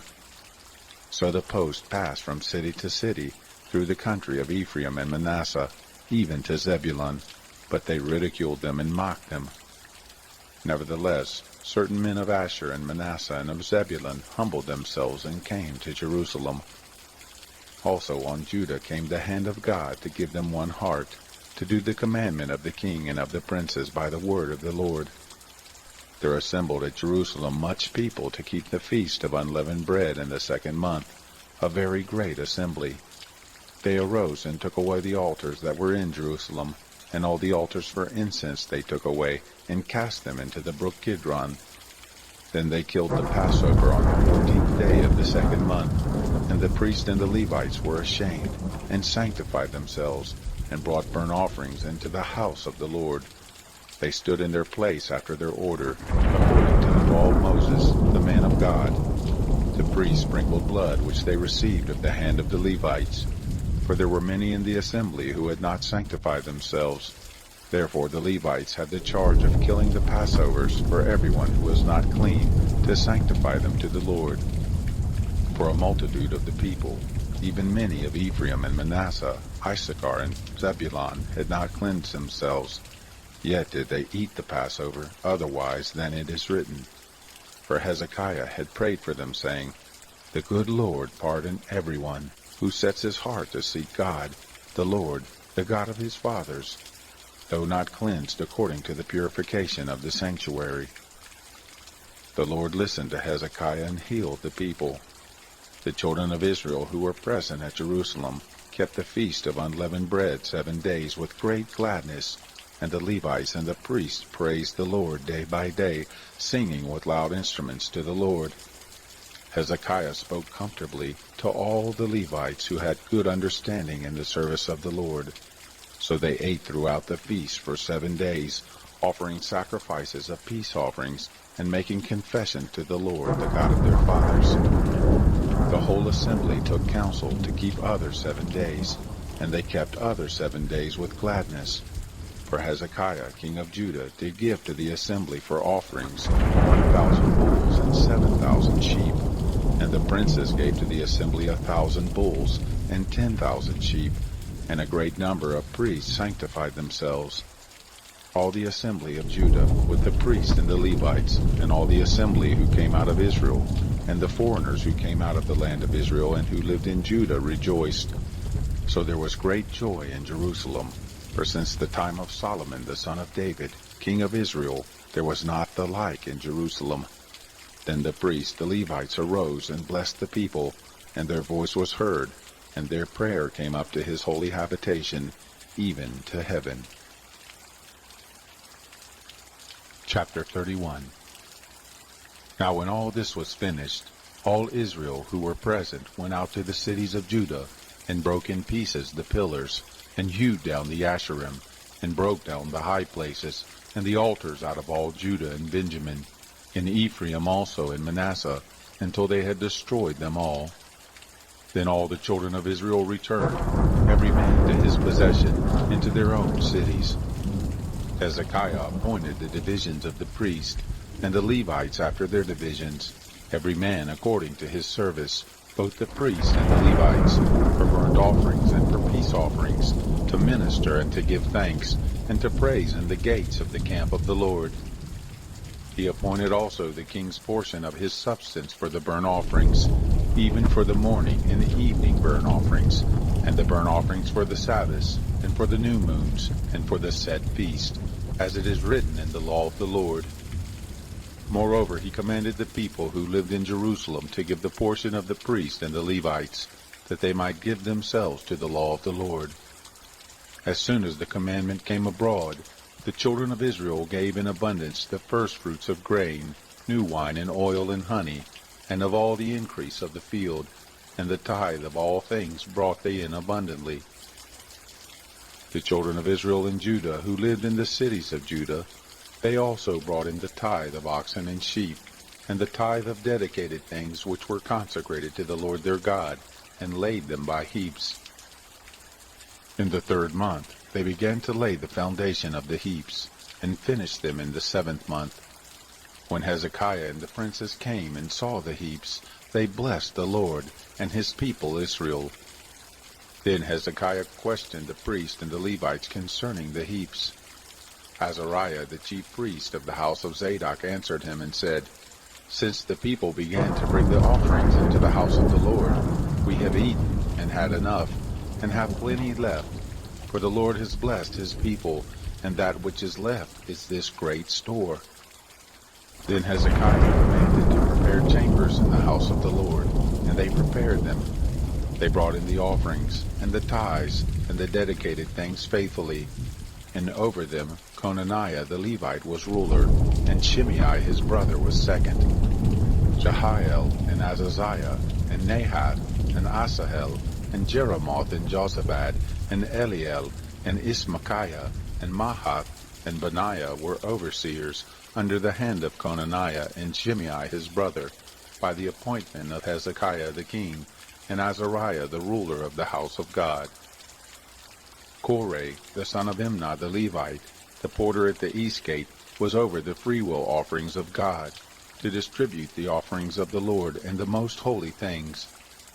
Under him were Eden, Meniamim, and Jeshua, and Shemaiah, Amariah, and Shechaniah, in the cities of the priest, in their office of trust, to give to their brothers by divisions, to the great as well as to the small, besides those who were reckoned by genealogy of males, from 3 years old and upward, even everyone who entered into the house of the Lord, as the duty of every day required, for their service and their offices according to their divisions. And those who were reckoned by genealogy of the priests by their fathers' houses, and the Levites from 20 years old and upward, in their offices by their divisions, and those who were reckoned by genealogy of all their little ones, their wives and their sons, and their daughters, through all the congregation. For in their office of trust they sanctified themselves in holiness. Also for the sons of Aaron the priest, who were in the fields of the suburbs of their cities, in every city there were men who were mentioned by name, to give portions to all the males among the priests, and to all who were reckoned by genealogy among the Levites. Thus Hezekiah did throughout all Judah, and he worked that which was good and right and faithful before the Lord his God. And every work that he began in the service of the house of God, and in the law, and in the commandment to seek his God, he did it with all his heart, and prospered. Chapter 32. After these things, and this faithfulness, Sennacherib, king of Assyria, came, and entered into Judah, and encamped against the fortified cities, and thought to win them for himself. When Hezekiah saw that Sennacherib was come, and that he was purposed to fight against Jerusalem, he took counsel with his princes and his mighty men to stop the waters of the springs which were outside of the city, and they helped him. So there was gathered much people together, and they stopped all the springs, and the brook that flowed through the midst of the land, saying, Why should the kings of Assyria come and find much water? He took courage, and built up all the wall that was broken down, and raised it up to the towers, and the other wall outside, and strengthened Milo in the city of David, and made weapons and shields in abundance. He set captains of war over the people, and gathered them together to him in the broad place at the gate of the city, and spoke comfortably to them, saying, Be strong and of good courage. Don't be afraid, nor dismayed for the king of Assyria, nor for all the multitude who is with him. For there is a greater with us than with him. With him is an arm of flesh, but with us is the Lord our God to help us, and to fight our battles. The people rested themselves on the words of Hezekiah king of Judah. After this did Sennacherib king of Assyria send his servants to Jerusalem. Now he was before Lachish, and all his power with him, to Hezekiah king of Judah, and to all Judah who were at Jerusalem, saying, Thus says Sennacherib king of Assyria, Whereon do you trust that you abide the siege in Jerusalem? Does not Hezekiah persuade you to give you over to die by famine and by thirst, saying, The Lord our God will deliver us out of the hand of the king of Assyria? Has not the same Hezekiah taken away his high places and his altars, and commanded Judah and Jerusalem, saying, You shall worship before one altar, and on it shall you burn incense? Don't you know what I and my fathers have done to all the peoples of the lands? Were the gods of the nations of the lands in any way able to deliver their land out of my hand? Who was there among all the gods of those nations which my fathers utterly destroyed, that could deliver his people out of my hand, that your God should be able to deliver you out of my hand? Now therefore don't let Hezekiah deceive you, nor persuade you after this manner, neither believe him. For no God of any nation or kingdom was able to deliver his people out of my hand, and out of the hand of my fathers. How much less shall your God deliver you out of my hand? His servant spoke yet more against the Lord God, and against his servant Hezekiah. He wrote letters also to rail on the Lord, the God of Israel, and to speak against him, saying, As the gods of the nations of the lands which have not delivered their people out of my hand, so shall the God of Hezekiah not deliver his people out of my hand. They cried with a loud voice in the Jews' language to the people of Jerusalem who were on the wall, to frighten them and to trouble them, that they might take the city. They spoke of the God of Jerusalem, as of the gods of the peoples of the earth, which are the work of men's hands. Hezekiah the king, and Isaiah the prophet, the son of Amoz, prayed because of this and cried to heaven. The Lord sent an angel, who cut off all the mighty men of valor, and the leaders and the captains in the camp of the king of Assyria. So he returned with shame of face to his own land. When he was come into the house of his God, those who came forth from his own bowels killed him there with the sword.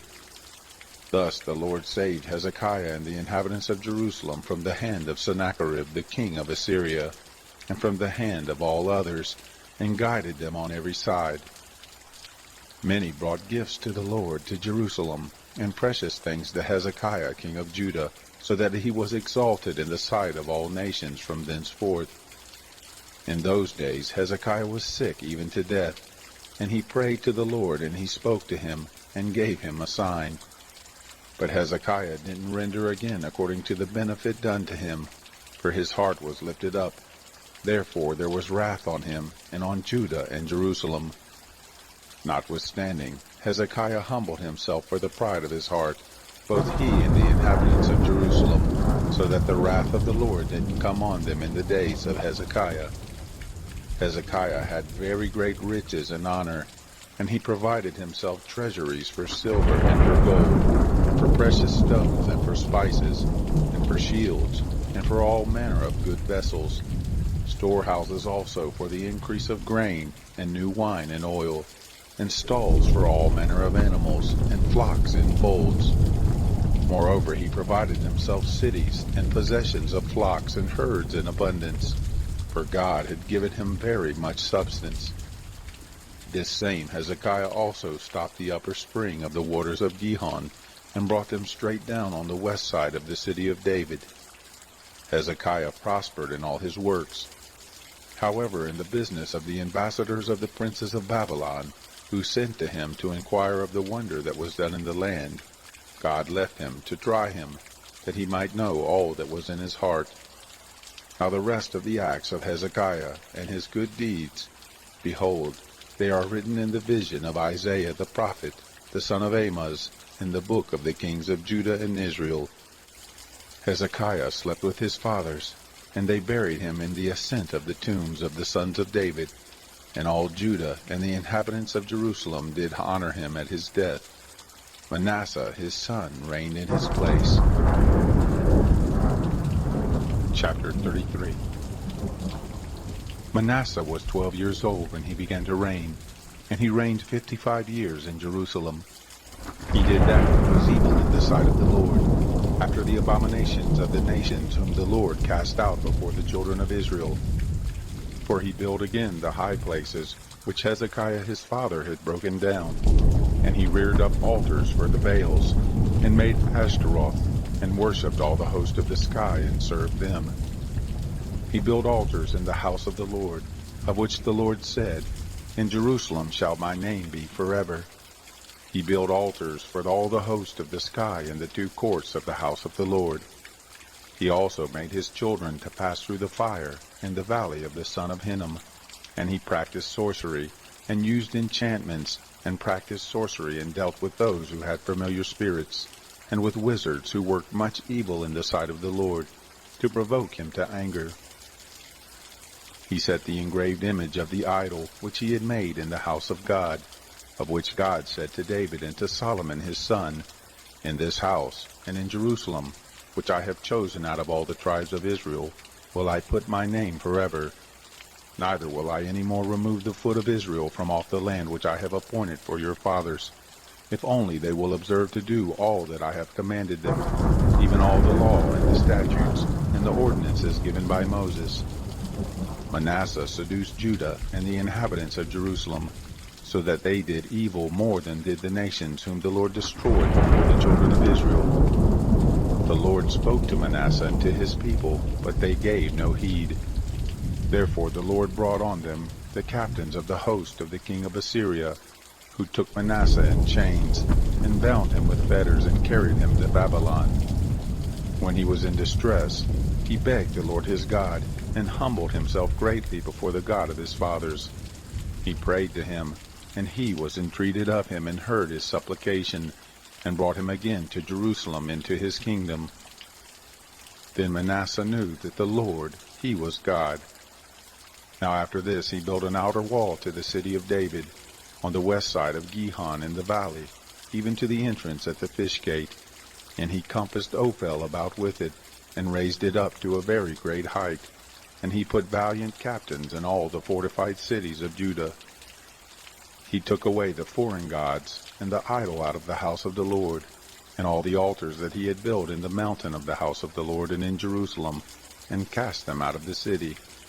He built up the altar of the Lord, and offered thereon sacrifices of peace offerings and of thanksgiving, and commanded Judah to serve the Lord, the God of Israel. Nevertheless, the people sacrificed still in the high places, but only to the Lord their God. Now the rest of the acts of Manasseh, and his prayer to his God, and the words of the seers who spoke to him in the name of the Lord, the God of Israel, behold, they are written among the acts of the kings of Israel. His prayer also, and how God was entreated of him, and all his sin, and his trespass, and the places in which he built high places, and set up the Asherim, and the engraved images, before he humbled himself. Behold, they are written in the history of Hosea. So Manasseh slept with his fathers, and they buried him in his own house, and Amon his son reigned in his place. Amon was 22 years old when he began to reign, and he reigned 2 years in Jerusalem. He did that which was evil in the sight of the Lord, as did Manasseh his father. And Amon sacrificed to all the engraved images which Manasseh his father had made, and served them. He didn't humble himself before the Lord, as Manasseh his father had humbled himself. But this same Amon trespassed more and more. His servants conspired against him, and put him to death in his own house. But the people of the land killed all those who had conspired against King Amon. And the people of the land made Josiah his son king in his place. Chapter 34. Josiah was 8 years old when he began to reign, and he reigned 31 years in Jerusalem. He did that which was right in the eyes of the Lord, and walked in the ways of David his father, and didn't turn aside to the right hand or to the left. For in the 8th year of his reign, while he was yet young, he began to seek after the God of David his father. And in the 12th year, he began to purge Judah and Jerusalem from the high places, and the Asherim, and the engraved images, and the molten images. They broke down the altars of the Baals in his presence, and the sun images that were on high above them he hewed down, and the Asherim, and the engraved images, and the molten images he broke in pieces, and made them dust, and strewed it on the graves of those who had sacrificed to them. He burnt the bones of the priests on their altars, and purged Judah and Jerusalem. So he did in the cities of Manasseh and Ephraim, and Simeon, even to Naphtali, in their ruins round about. He broke down the altars, and beat the Asherim and the engraved images into powder, and hewed down all the sun images throughout all the land of Israel, and returned to Jerusalem. Now in the 18th year of his reign, when he had purged the land and the house, he sent Shaphan the son of Azaliah, and Maaseiah the governor of the city, and Joah the son of Jehoahaz the recorder, to repair the house of the Lord his God. They came to Hilkiah the high priest, and delivered the money that was brought into the house of God, which the Levites, the keepers of the threshold, had gathered of the hand of Manasseh and Ephraim, and of all the remnant of Israel, and of all Judah and Benjamin, and of the inhabitants of Jerusalem. They delivered it into the hand of the workmen who had the oversight of the house of the Lord, and the workmen who labored in the house of the Lord gave it to mend and repair the house. Even to the carpenters and to the builders they gave it, to buy hewn stone and timber for couplings, and to make beams for the houses which the kings of Judah had destroyed. The men did the work faithfully, and the overseers were Jahath and Obadiah the Levites, of the sons of Merari, and Zechariah and Meshullam, of the sons of the Kohathites, to set it forward, and others of the Levites, all who were skillful with instruments of music. Also they were over the bearers of burdens, and set forward all who did the work in every manner of service. And of the Levites there were scribes, and officers, and porters. When they brought out the money that was brought into the house of the Lord, Hilkiah the priest found the book of the law of the Lord given by Moses. Hilkiah answered Shaphan the scribe, I have found the book of the law in the house of the Lord. Hilkiah delivered the book to Shaphan. Shaphan carried the book to the king, and moreover brought back word to the king, saying, All that was committed to your servants they are doing. They have emptied out the money that was found in the house of the Lord, and have delivered it into the hand of the overseers, and into the hand of the workmen. Shaphan the scribe told the king, saying, Hilkiah the priest has given me a book. Shaphan read it before the king. It happened, when the king had heard the words of the law, that he tore his clothes. The king commanded Hilkiah, and Ahikam the son of Shaphan, and Abdon the son of Micah, and Shaphan the scribe, and Asaiah the king's servant, saying, Go, inquire of the Lord for me, and for those who are left in Israel and in Judah, concerning the words of the book that is found. For great is the wrath of the Lord that is poured out on us, because our fathers have not kept the word of the Lord, to do according to all that is written in this book. So Hilkiah, and they whom the king had commanded, went to Huldah the prophetess, the wife of Shallum, the son of Tokath, the son of Hasrah, keeper of the wardrobe. Now she lived in Jerusalem in the 2nd quarter. And they spoke to her to that effect. She said to them, Thus says the Lord, the God of Israel, Tell the man who sent you to me, Thus says the Lord, Behold, I will bring evil on this place and on its inhabitants, even all the curses that are written in the book which they have read before the king of Judah, because they have forsaken me, and have burned incense to other gods, that they might provoke me to anger with all the works of their hands. Therefore is my wrath poured out on this place, and it shall not be quenched. But to the king of Judah, who sent you to inquire of the Lord, thus shall you tell him, Thus says the Lord, the God of Israel, as touching the words which you have heard, because your heart was tender, and you did humble yourself before God, when you heard his words against this place, and against its inhabitants, and have humbled yourself before me, and have torn your clothes, and wept before me. I also have heard you, says the Lord.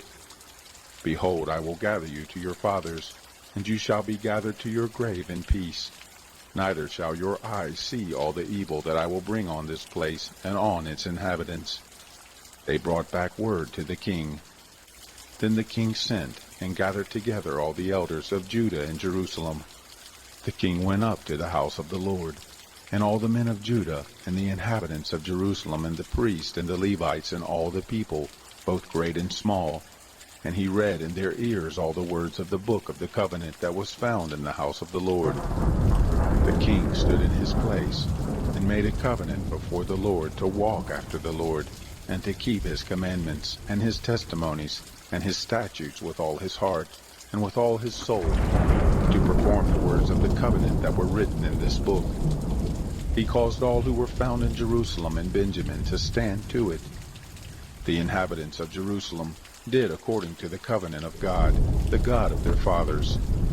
Josiah took away all the abominations out of all the countries that pertained to the children of Israel, and made all who were found in Israel to serve, even to serve the Lord their God.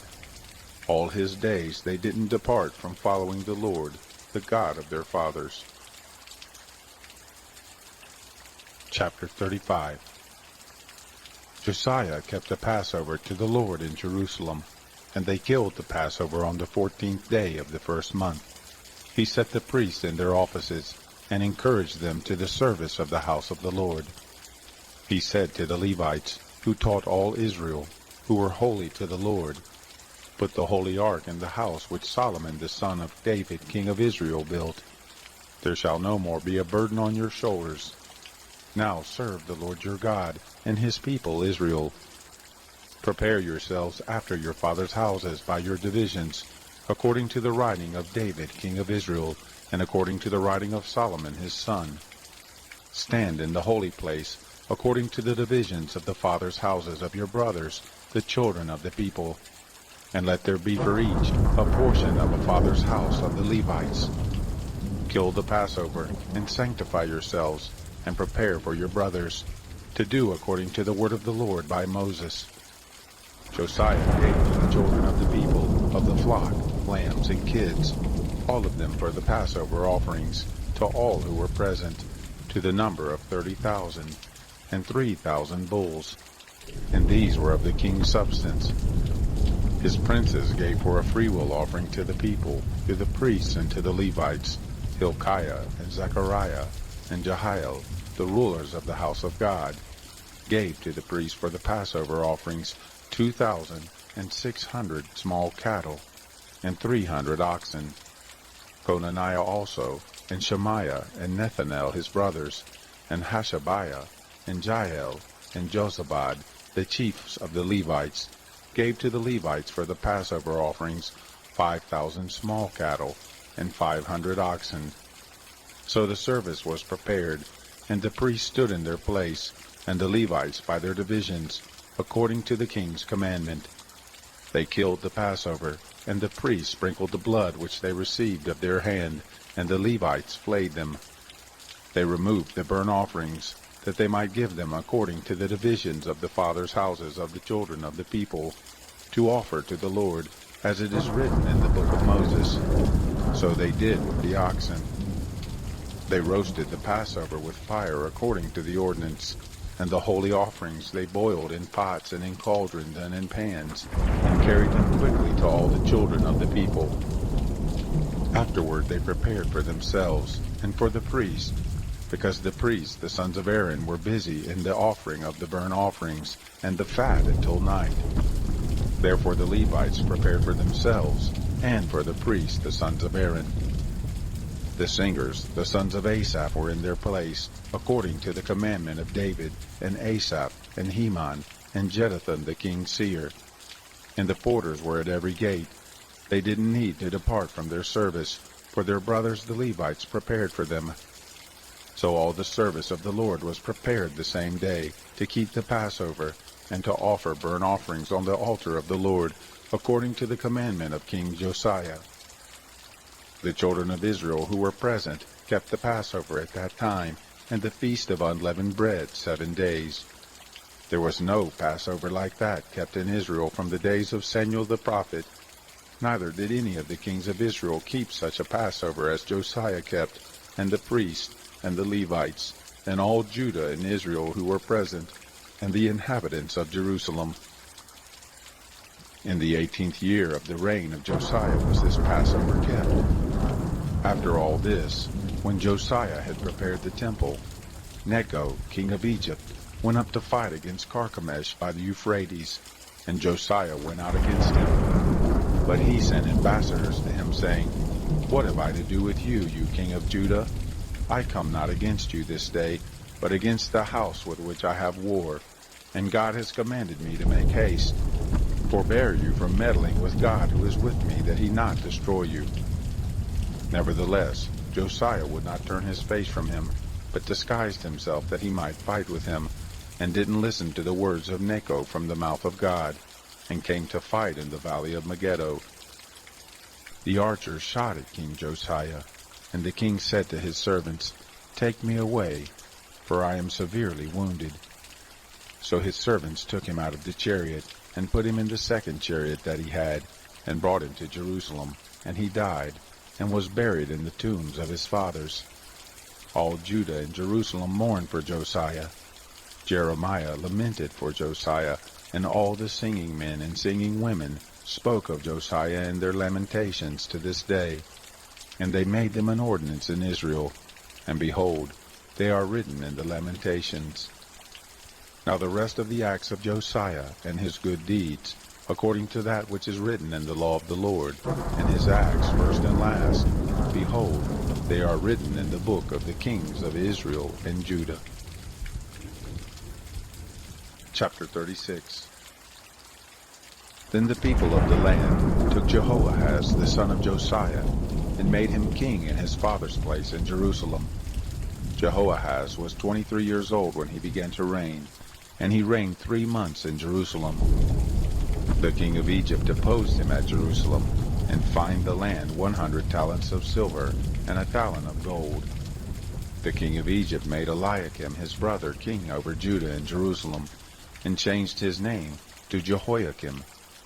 Necho took Jehoahaz his brother, and carried him to Egypt. Jehoiakim was 25 years old when he began to reign, and he reigned 11 years in Jerusalem, and he did that which was evil in the sight of the Lord his God.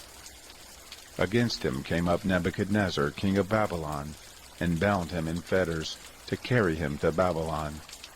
Nebuchadnezzar also carried of the vessels of the house of the Lord to Babylon, and put them in his temple at Babylon. Now the rest of the acts of Jehoiakim, and his abominations which he did, and that which was found in him, behold, they are written in the book of the kings of Israel and Judah. And Jehoiachin his son reigned in his place. Jehoiachin was 8 years old when he began to reign, and he reigned 3 months and 10 days in Jerusalem, and he did that which was evil in the sight of the Lord. At the return of the year, King Nebuchadnezzar sent, and brought him to Babylon, with the good vessels of the house of the Lord, and made Zedekiah his brother king over Judah and Jerusalem. Zedekiah was 21 years old when he began to reign, and he reigned 11 years in Jerusalem, and he did that which was evil in the sight of the Lord his God. He didn't humble himself before Jeremiah the prophet, speaking from the mouth of the Lord. He also rebelled against King Nebuchadnezzar, who had made him swear by God, but he stiffened his neck and hardened his heart against turning to the Lord, the God of Israel. Moreover, all the chiefs of the priests and the people trespassed very greatly after all the abominations of the nations, and they polluted the house of the Lord which he had made holy in Jerusalem. The Lord, the God of their fathers, sent to them by his messengers, rising up early and sending, because he had compassion on his people and on his dwelling place. But they mocked the messengers of God, and despised his words, and scoffed at his prophets, until the wrath of the Lord arose against his people, until there was no remedy. Therefore he brought on them the king of the Chaldeans, who killed their young men with the sword in the house of their sanctuary, and had no compassion on young man or virgin, old man or gray-headed. He gave them all into his hand. All the vessels of the house of God, great and small, and the treasures of the house of the Lord, and the treasures of the king and of his princes, all these he brought to Babylon. They burnt the house of God, and broke down the wall of Jerusalem, and burnt all its palaces with fire, and destroyed all its good vessels.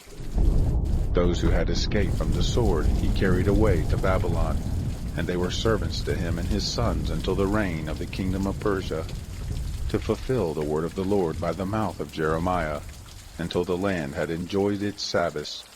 For as long as it lay desolate, it kept Sabbath to fulfill 70 years.